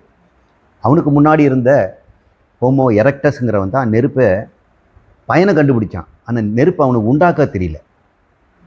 அப்போ சில பேர் இந்த கல் உடைச்சி செய்யும்போது தீப்பொறி பறக்கிறதும், அது சில சமயத்தில் கீழே விட்டு பறிக்கும்போது அங்கே இருக்க பொசுங்கிறதும் பார்க்குறாங்க. இது எப்படியே நம்ம ஊதி பெருசாக்கலாம் அப்படின்னு. சில சமயம் ஊதி பெருசாகவும் பார்க்குறான். இப்போ தான் கல்லை உரசியோ கட்டையை உரசியோ இது செய்யக்கூடிய அறிவு வந்தது காரணம் அந்த மாமிசத்தை வேக வச்சு சாப்பிட்டதுனால. அதனால் இந்த டேமிங் த ஃபயர் அப்படின்னு சொல்கிறாங்க. நெருப்பை கையாள்வது. நெருப்பை முதல்ல பயன்படுத்தினான், இப்போ கையாளுறான். அதை வளர்க்காமல் அதிகமாக பார்க்குறான். அதிகமானால் அது குறைக்கவும் தெரிஞ்சுக்கிட்டான். அது பத்திரமாக கொண்டு எண்ணெயை ஊற்றி அகல் விளக்கு செய்ய கற்றுக்கிட்டான். இன்னும் குகைகளில் பார்த்தீங்கன்னா அகல் விளக்கெல்லாம் அவங்களுக்கு தெரியாது, குழி பண்ணியிருக்கிறாங்க தரையில். அதில் இந்த கொழுப்பு இருக்குது இல்லையா மாமிசத்தை, அது கொழுப்பில் ஊற்றி அதில் வந்து குச்சியோ திரியோ போட்டு எரிச்சிருக்கிறத பார்க்குறோம். அது ராத்திரி முழுக்க எரியறதுனால குழந்தைங்கள்லாம் பத்திரமா இருக்கிறதுக்கும், மிருகங்கள்லாம் வராமல் இருக்கிறதுக்கும், நாளைக்கு வேண்டிய சமையலுக்கு வேண்டிய தீப்பெட்டியெல்லாம் கிடையாது காலம். இதுலேருந்து எடுத்துக்கலாம் டக்குன்னு. இல்லைனா ஒவ்வொரு முறையும் உரசிக்கிட்டு இருக்கணும். பசியில் உட்காந்துட்டு இருக்கிறாங்க, இவன் இப்போ தான் கல் தேய்ச்சிட்டு இருக்கிறான். கஞ்சி வச்சு குடியான்னு கேட்குறான். இவங்க நெருப்பு வைக்கிறதுக்கு அரை மணி நேரம் பண்ணிட்டு இருக்கிறான். அதனால் இதை தான் பயன்படுத்துகிறான். இதை டேமிங் தி ஃபயர், ஃபயரை கையாளுறான். அப்போ தான் அவனுக்கு சடார்னு இந்த மூளை பெருசாக வளர்றது காரணம். இந்த மூளைக்கு வேண்டிய இந்த உணவுப் பொருளெல்லாம் உணவு சமைச்சாதான் கிடைக்கும். சமைக்காத உணவில் நீ சாப்பிட்டினா புத்தி மந்தமாக போயிடும், பசு மாதிரி ஆகிடும். இன்றைக்கெல்லாம் என்ன சொல்கிறாங்க, சமைக்காமல் சாப்பிடணும் அப்படின்னு புதுசாக கண்டுபிடிக்கிறாங்க. எளிமையான வாழ்க்கையிலும் தூய்மையான வாழ்க்கையிலும் சருகுகளை மட்டுமே சாப்பிட்டு இருக்கிற சாது சன்னியாசிகள், அவன் ஞானம் பெற்றுட்ட பிறகு இந்த விவகாரம் வேண்டாங்கிறதுக்காக தான் வந்து காய்கறியும் பச்சையும் சாப்பிட்டுட்டு இருக்கிறான். அவன் ஞானம் வந்துருச்சு, உனக்கு ஞானமே இல்லை, இருக்கிற குழப்பம் கெடுக்கிறதுக்காக இந்த வேலை. இப்போது நெருப்புனால் சமைப்பதனால முதல் நன்மை, உணவுக்கு உடனடியாக ஜீரணமாகக்கூடிய தன்மையை நம்ம கொடுக்குறோம். ரெண்டாவது, கிருமிகளெல்லாம் செத்து போயிடும். பச்சையாக மாமிசம் சாப்பிடும்போது அது நோய் கிருமிகளோடு தான் இருக்குது. அதுக்கு ஒரு நோய் இருக்கும்ல, அதுக்கு ஒரு லங் டிசீஸ் இருக்கலாம், அதுக்கு ஏதோ ஒரு ஸ்டெஃபைலோகாக்கஸ் நோய் உள்ள சரங்கு இருக்கும், அது உள்ள புறையோடி போயிருக்கும், விடுவானா, வைரஸ் இன்ஃபெக்ஷன் இருக்கலாம். அப்புறம் அதனுடைய பல்லில் வந்து கிருமிகள்லாம் இருக்கும். இதெல்லாம் அதனுடைய ஈர்களில் போயிருக்கும், மூளையில் இருக்கும், ரத்தத்தில் இருக்கும், எல்லாத்துலேயும் இருக்கும். அதை நம்ம பச்சையை சாப்பிட்டோம்னா நமக்கு நோய்க்கு தொத்து ஒதுக்குறது. அதை சமைச்சோம்னா நோய் கிருமிகளிலேருந்து நம்ம தப்பிச்சுக்கிறோம். ஆரோக்கியமான உணவு, சத்து உடனடியாக கிடைக்கின்ற உணவு, ரெடிமேடு ஃபுட்டு. இதில் ஒரு ஆபத்தும் இருக்குது. இதில் நெகட்டிவ் என்னன்னு சொன்னோம்னா, இந்த மேக்சிமம் பயன்படுத்தக்கூடிய உணவில் இருக்கிற பொருள் வந்து கார்போஹைட்ரேட், கார்பு அப்படிங்கிறாங்க, மாவு பொருள். அது நமக்கு ஒன்றும் நஷ்டம் கிடையாது. நல்லா மாவு பொருள் மிருதுவாகி நம்முடைய என்சைமுக்கு கொஞ்சம் கம்மி வேலை தான். இல்லைன்னா அமைலேஸுங்கிற ஒரு என்சைம் அதை ஸ்டார்ச் வந்து உடைக்கிறதுக்கு, மாவு பொருளை உடைக்க கொஞ்சம் கஷ்டப்படும். நம்ம கொஞ்சம் வேக வச்சு அதை வந்து உருளைக்கிழங்கு அப்படியே பதமாகிட்டோம்னா இந்த அமைலேஸுக்கு குஷி. இந்த அமைலேஸுக்கும் 2 விதமான இருக்குது. ஒன்று அமைலேஸுங்கிற பாலிமரை ஓரத்துலேருந்து கட் பண்ணுறது இருக்கும், நடு கட் பண்ணுறதுலாம் இருக்கும். எண்டோ என்சைம், எக்ஸோ என்சைம்லாம் பேர் சொல்லுவோம். சரி, எனக்கு தெரிஞ்ச நாலேஜ் படி சொல்கிறேன். சமைக்கும் பொழுது மாவு பொருள் என்சைமுக்கு சுலபமாக இருக்குது. நானே இதை டெஸ்ட் பண்ணி பார்த்துருக்கிறேன்.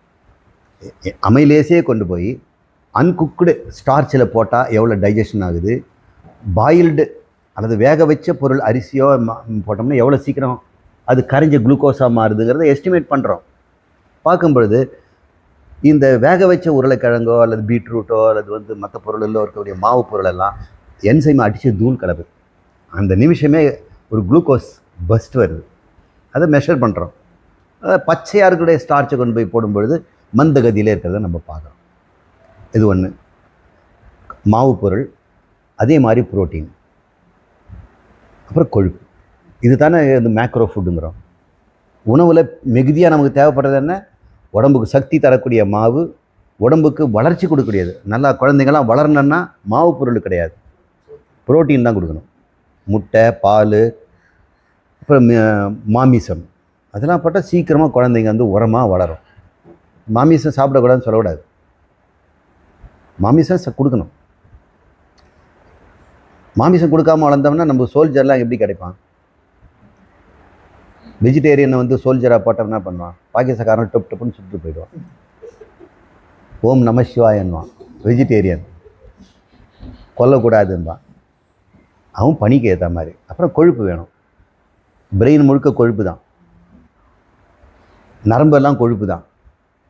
கொழுப்பு சக்தி இல்லைன்னா மூளை கூட வேலை செய்யாது. 3 முக்கியமானது. ஆனால் அளவு மாவு பொருள் அதிகமாக, அது கம்மியாக.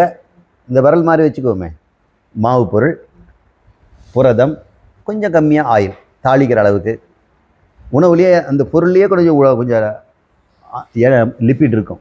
அதை நாங்கள் லிப்பிட்னு சொல்லுவோம், ஃபேட்டுன்னு சொல்ல மாட்டோம். இது மாதிரி உணவுங்க. இதை வேக வைக்கும் பொழுது ஈஸியாக செரிமானம் ஆகும். நெகட்டிவ்னு ஒன்று சொன்னோம் பார்த்தீங்களா, அது என்னன்னு பார்த்தோம்னா இந்த 3 தவிர முக்கியமான 2 உணவு இருக்குது.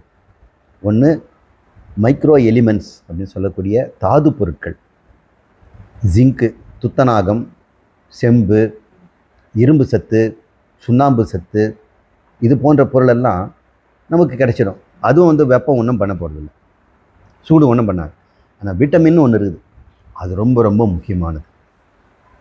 அதில் மோஸ்ட் எல்லா விட்டமின், நிறைய விட்டமின் இருக்குது, 100கணக்கான விட்டமின் இருக்குது. நமக்கு தெரிஞ்ச விட்டமின் எடுத்துகிட்டு பார்த்தோன்னா பீட் காம்ப்ளெக்ஸில் ஒரு 12 விட்டமின்களும், அப்புறம் ABCD K அப்படின்லாம் சொல்கிறாங்க. இன்னும் தெரியாதது எத்தனை இருக்குதுன்னு நமக்கு தெரியாது.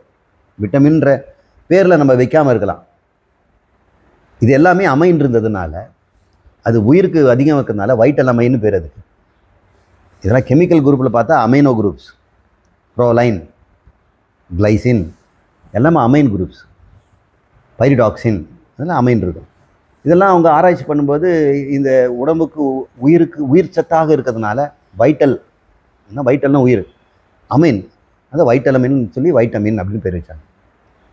அமைன் இல்லாததும் கூட இருக்குது. இப்போது நிறைய வைட்டமின் வந்து வைட்டமின்ற பேருக்கு தகுதி இல்லாமல், ஆனால் அந்த வேலை செய்யக்கூடியதெல்லாம் இருக்குது. இதை வந்து தேர் ஹீட் லபைல் அப்படிங்கிறோம். வெப்பத்தில் கொதிக்க வைக்கும் பொழுது அது கொஞ்சம் சிதைஞ்சிடும். அதனால் சலாட் அப்படின்னு சொல்லக்கூடிய உணவையும் நம்ம சாப்பிட்றோம் விட்டமின்ஸுக்காக. என்ன நம்ம சாதாரண இருக்கக்கூடிய இதில் வந்து விட்டமின்ஸு காய்கறி எல்லாம் இருக்குது. அதில் இரும்பை வந்து நீங்கள் இன்னும் எவ்வளோ சூடானாலும் ஒன்றும் ஆகாது, மெக்னீஷியம் ஒன்றும் ஆகாது, மேங்கனீஸ் ஒன்றும் ஆகாது, ஜிங்க் ஒன்றும் ஆகாது. இதெல்லாம் நமக்கு எசென்ஷியலாக இருக்கக்கூடிய ரொம்ப கம்மியாக தேவை. நமக்கு ஒரு நாளைக்கு எவ்வளோ காப்பர் வேணும்னா ஒரு தூசி அளவு இருந்தால் கூட போதும். ஒரு இரும்பு எடுத்துக்கிட்டோம்னா 1/2 கிராம் போதும். அந்தளவு தான் நம்ம வந்து இரும்பை நம்ம கன்சர்வ் பண்ணுறோம். இரும்பை நம்ம வேஸ்ட் பண்ணுறதில்ல. பெண்கள் தான் ருது காலத்தில் இரும்பு வேஸ்ட் பண்ணிடுறாங்க. அவங்களுக்கு அந்த சமயம் இரும்பு சத்து, ஆண்களுக்கு அந்த மாதிரி பிரச்சனை இல்லை. இப்படிலாம் பார்த்துக்கிட்டிங்களா? இப்போ நெருப்பு எவ்வளோ முக்கியம்னு பாருங்கள். சமையல் ரொம்ப ரொம்ப முக்கியம். நல்லா சமைக்கணும். ஓவர் குக்கிங் பண்ணக்கூடாது. ஃப்ரையிங் வந்துடுவோம். ஃப்ரையிங் வந்து எல்லா விதத்துலையும் அவாய்ட் பண்ணணும்.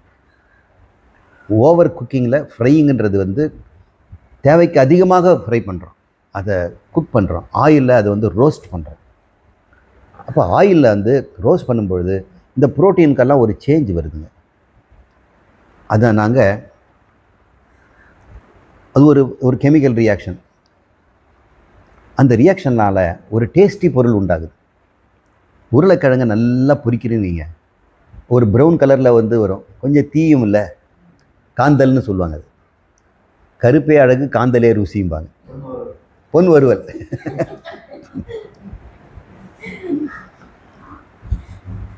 அந்த ரியாக்ஷன் என்னாகும், அமினோ ஆசிடும் குளுக்கோஸும் சேர்ந்து ஒரு கெமிக்கல் ரியாக்ஷன் ஃபார்ம் ஆகும். அது கார்சினோஜெனிக்குங்கிறாங்க. கேன்சரை உண்டு பண்ணக்கூடிய தன்மை அதுக்குள்ள உண்டு அப்படின்னு சொல்கிறாங்க. அதெல்லாம் அதிகமாக இந்த சிக்கனை கொண்டு போய் சூடு பண்ணி அப்படியே நெருப்பில் பொரியலாகிறது, இந்த சிப்ஸு, அப்புறம் ப்ரௌனாக அது ஆகிறது, இதெல்லாம் அதே மாதிரி கேக்லேயும் கூட ப்ரௌனீஸ்ன்னு சொல்கிறாங்க. அதில் வேணும்னே சர்க்கரையை வறுப்பாங்க. வறுத்தா ஒரு அரோமேட்டிக்காக ஒரு ஸ்மெல் வரும். அது ஒரு ப்ரௌன் கலரில் வரும். அது போட்டால் கலரும் கிடைக்கும், ஸ்மெல்லும் கிடைக்கும், டேஸ்ட்டும் கிடைக்கும். ஆனால் அதுக்கு அவங்க சொல்கிறாங்க இது கார்சினோஜெனிக்காக இருக்கலாம் அப்படின்னு சொல்கிறாங்க. அது அமைடுன்னு பேர், அக்ரிலமைடு. அந்த அந்த அக்ரிலமைடுங்கிற குரூப்புக்கு அது வந்துடுது. கொஞ்சம் பிசு பிசுப்பு இருக்கும், நாக்குக்கு சுவை தரும். அதில் அதிகமாக சமையல் பண்ணும்போது ஃப்ரையிங் வேண்டாம், ஃப்ரையம்ஸ் வேண்டாம். ஃப்ரையம்னு ஏதோ ஃபுட் இருக்குதா இருந்தாக்கா அவங்க அந்த பேரை மாற்றிக்கிட்டோம். அது வேண்டாம்.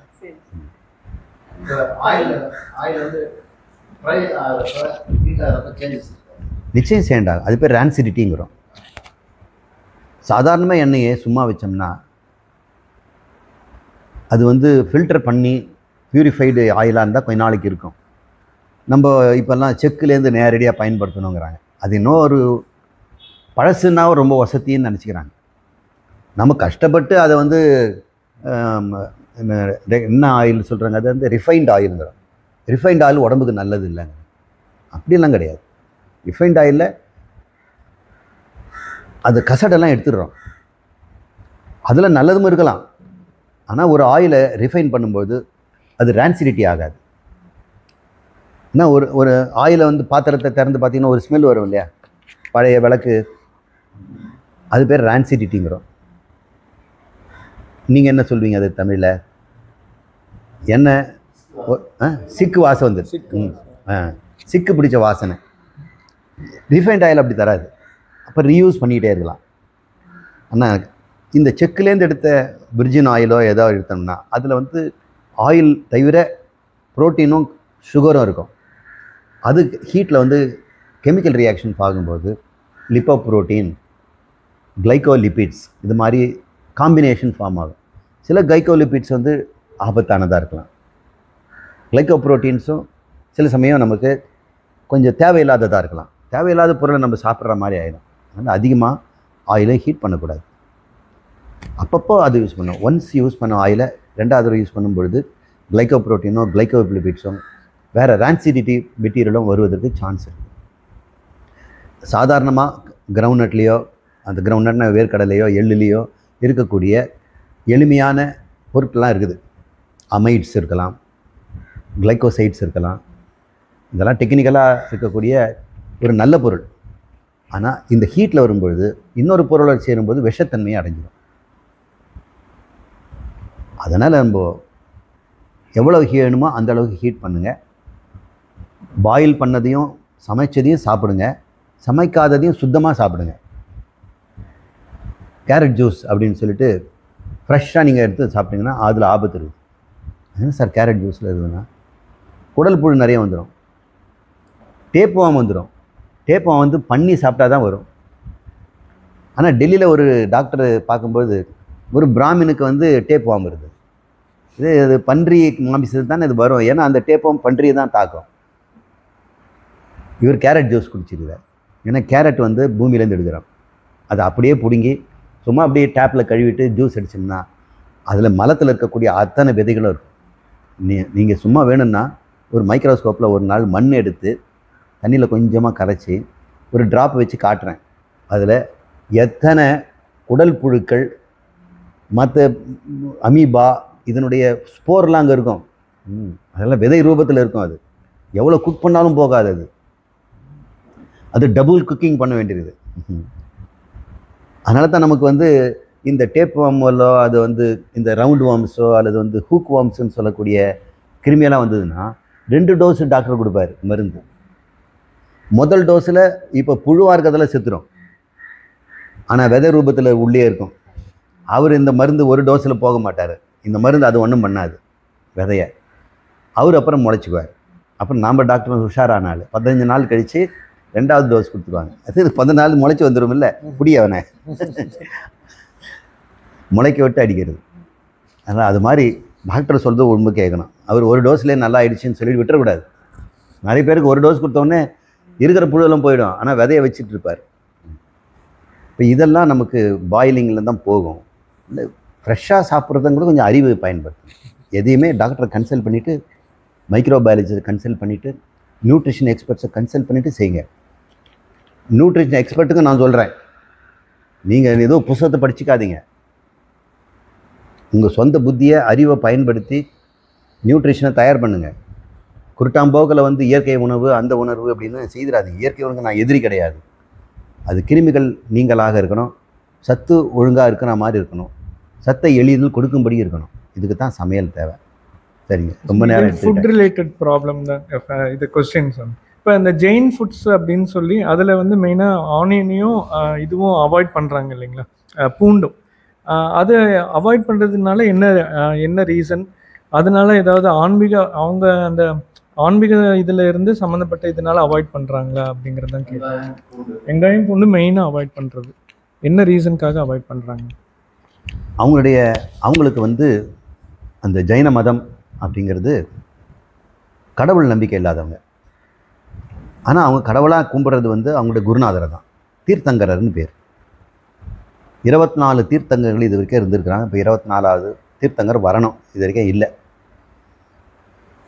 அதில் நமக்கு தெரிந்த ஒரு தீர்த்தங்கரர் தான் நம்ம சிலையை பார்க்குறோம். சரவண பெலகோலான்ற இடத்துல ஒரு மகாவீரர் அப்படின்னு அவரை வச்சுருக்கிறாங்க. அவங்கள 2 விதமான மக்கள் இருக்கிறாங்க, திகம்பரர், ஸ்வேதம்பரர் அப்படின்னு. ஸ்வேதம்பரம் அப்படிங்கிற ஜெயினர்கள் வெள்ளை ஆடை போட்டுட்ருப்பாங்க, துறவிகள். குடும்பத்தில் யாராவது ஒருத்தர் அப்படி ஆகணும், அவங்களுக்கு மோட்சம் கிடைக்கும் அப்படின்னு. மோட்சம் கிடைக்கிறது நீங்கள் என்ன ஆகணும், இந்த மாதிரி திகம்பரரோ ஸ்வேதம்பரரோ. ஸ்வேதம்னா வெள்ளை ஆடைன்னு அர்த்தம், ஸ்வேதம்னா வெள்ளை, அம்பரம்னா துணி. வெள்ளை துணி அணிந்தவர்கள் ஸ்வேதம்பரர்கள், துணியே அணியாதவர்கள் திகம்பரன் பேர். அது என்ன, திக்கையை அம்பரமாக போட்டுக்கிட்டாங்க. அம்பரம்னா துணி, திக்குனாக்கா திசைகள் தான், கிழக்கு மேற்கு வடக்கு தெற்கு தான் அவங்களுக்கு ட்ரெஸ். அதனால் அவங்களுக்கு திகம்பரர்னு பேர். இவங்களுக்கு அந்த சந்நியாசத்தில் இருக்கக்கூடிய நிலையில் இந்த உணவை தான் அழிக்க சொல்கிறாங்க. அவ்வளோதான். அவங்களுடைய கோட்பாடு என்னன்னா, சரீரம் அளவுக்கு ஆத்மா இருக்கிறது, குட்டியோண்டு சரீரத்தில் குட்டி ஆத்மா. ஆத்மா வந்து சரீரம் இருக்க இருக்க அது ஜீவனாகும், அதுக்கு சம்சாரம் இருக்கிறது. சரீரம் தானே சம்சாரம். இப்போ வாழும்போதே சரீரத்தை குறைக்கணும். எவ்வளோ கூட ஒல்லியாக்குறோமோ அந்த அளவுக்கு ஆத்மா தூய்மை அடையுது. எந்த அளவுக்கு குண்டாகிறோமோ ஆத்மா அந்த அளவுக்கு சரீரத்தால் அழுக்கெடுது. அப்போ ஆத்மாவுக்கு அழுக்கை தருவது எதுன்னு கேட்டால் சரீரம், அழுக்கை நீக்கிறதுன்னு கேட்டால் சரீரத்தை குறைக்கிறது. அப்போ எறும்பா பிறந்தப்ப நல்லதாக இருக்குமே அப்படின்னு. ஆனால் எறும்பா பிறந்தால் அது சரீரத்தை குறைக்க முடியாத, ஆத்மாவை தூய்மைப்படுது. எறும்புங்கிற அளவுக்கு அது அசிங்கமாக இருக்கும்ல. இல்லை, அவங்களுடைய கோட்பாடு அது சொல்கிறேன். அது ஜெயினர்கள் அப்படின்னு நினைக்கிறாங்க. அப்போ அவங்க சில உணவு கட்டுப்பாடுகளை அவங்க விதித்திருக்கிறாங்க. எல்லாருக்கும் இல்லை, யாரெல்லாம் இந்த மதத்தில் போய் மோட்சம் வேணுங்கிறோம் அவங்களுக்கு இருக்குது. அப்படி பார்த்தோம்னா நம்முடைய இந்து மதத்துலேயும் சில உணவுகளை நம்ம வேண்டான்னு தான் சொல்கிறோம். இதில் ஒன்றும் அதிசயம்லாம் ஒன்றும் கிடையாது. அதெல்லாம் அவங்களுக்கு கபோல கற்பனை. இந்த உணவுனால இது கெடுக்கும், மனம் இது கெடுக்கும், பூண்டு கெடுக்கும் அப்படின்னு அவங்க நினைக்கிறாங்க. இந்த ஆத்ம ஞானத்துக்கு பூண்டு நல்லா ஹெல்ப்பும் பண்ணும். இந்த பூண்டு நான் சாப்பிட மாட்டேன், அதை சாப்பிட மாட்டேன் நீங்கள் சோம்பி உட்காந்துருந்தா ஒரு பிரயோஜனம் கிடையாது. உங்கள் கிளாஸை கவனிக்கிறதுக்கு என்ன உணவு வேணுமோ அதை சாப்பிடுங்க, அதுதான் நான் கேட்குறேன். இங்கே உணவு கட்டுப்பாடெல்லாம் கிடையாது. இங்கே வர்றதுக்கு கை கால் நல்லா இருக்கணும், வண்டி ஓட்டிட்டு வரணும், அவினாசிலேருந்து 2 வீலர் வரணும்னா சிக்கன் சாப்பிட்டே வாங்க தயவுசெய்து. நீங்கள் தயிர் தின்னுட்டு அப்படியே மெதுவாக வர முடியாது. கிளாஸை கட் பண்ணிடாதீங்க. எந்த விதத்திலையும் உங்களுடைய அறிவுத்திறனை, இந்த விவேக புக்தியை உணவு கெடுக்காது. இங்கே வந்துட்டீங்கல்ல, நீங்கள் இனிமேல் தானாகவே உங்கள் விவேகத்துக்கு கெடுக்கிற பொருள் அது தானாக போயிடும். அதில் இருக்க ருசி போயிடும். மாமிச ருசி, பூண்டு ருசி இதெல்லாம் தானாக போயிடும். பிரியாணின்னு சாப்பிடும்போது தான் இதெல்லாம் போட வேண்டியது. அதான் இப்போ வெஜிடபிள் பிரியாணி வேறு. மாமிசம் விட்டுட்டு அதே காரசாரமாக இதில் சாப்பிடணும்னு நினைக்கிறேன். காரத்தை குறைப்போம். இந்த சுவைகள் நாக்குக்கு சுவை தருவதை விட்டுடுவோம். அதெல்லாம் குறைச்சோம்னா நமக்கு பிரிஸ்காக இங்கே கிளாஸில் விட்டாங்க. அவ்வளோதான். சரி, கிளாஸ் முடிச்சிட்டிங்களா? மீதி எங்கே தொழிலுக்கு போகிறீங்களா? ஃபேக்ட்ரியில் ஒர்க் பண்ணுறீங்களா? அதுக்கேற்ற மாதிரி பண்ணீங்க. அது ஆத்ம வித்யாலயாவா? அங்கே ஃபிட்டர் உட்காந்துக்கிட்டு அவன் டைட்டாக வச்சுட்டு டர்ன் பண்ணிகிட்டு இருக்கிறான் இரும்பை. அவன் அக்யூரேட்டாக அவன் பிடிச்சி அந்த புளியை பிடிக்க வேண்டியது. உணவு ஆன்மீகத்துக்கு தடையே கிடையாது. எந்த ஆன்மீகத்துக்குன்னா அவங்களுக்கு விரதமாக இருந்து ஒரு புண்ணியத்தை தேடிட்டு இருக்கிறாங்க. புண்ணியத்தினால சொர்க்கலோகம் போனோம்னா அங்கே எல்லா கட்டுப்பாடும் இருக்குது. அந்த மோட்சம்னு ஆத்ம வித்யா, தன்னை அறிவதற்கு இதெல்லாம் தடை கிடையாது. ஆனால் நான் லைசன்ஸும் கொடுக்கல. நீங்கள் கண்டுபிடிங்க.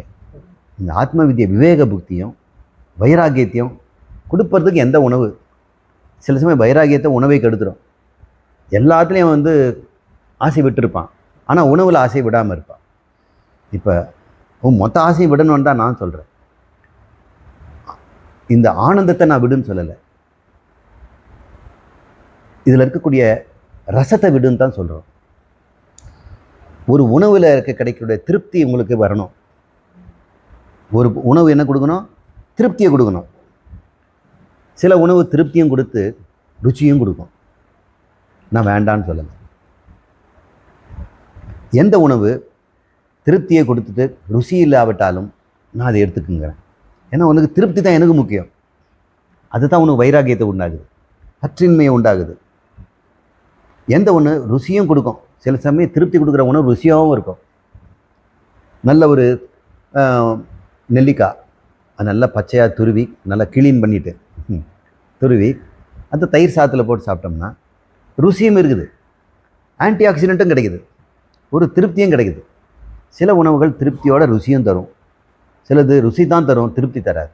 மேலும் மேலும் அது மேலே அவாவை தூண்டி அது மேலே ஒரு எரிச்சல், அது கொடுக்கலன்னா சண்டை.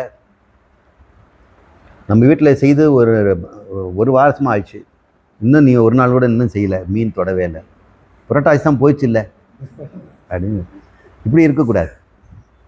அப்போ உங்களுக்கு அதிருப்தியை தரக்கூடியதாக இருக்குது. ஒரு ருசி அதிருப்தியை தந்ததுன்னா அது வேண்டாம். எந்த ருசி ருசியும் கொடுத்து திருப்தியும் கொடுத்துடுச்சுன்னா அதுதான் ஆன்மீக உணவு. எனக்கு வேண்டியது திருப்தி தருகின்ற உணவு. அது ருசியாக இருக்கணும்ன்றது கட்டாயம் இருந்தால் நல்லது. இப்போ திருப்தியும் ருசியும் தரக்கூடிய உணவை நீங்கள் சாப்பிடுங்க. எது அதிருப்தியை உண்டாக்கி ருசியை மட்டும் கொடுக்குதோ அது வேண்டாம். இது தாங்க விரதம். நீங்கள் கண்டுபிடிச்சிங்க. இப்போ இதில் சிக்கன் வருமா மீன் வருமானு கேட்டுங்க. திருப்தி கொடுத்ததுன்னா அந்த அதிருப்தி இருந்துன்னு வைங்க, ஆத்ம வித்யா வராது.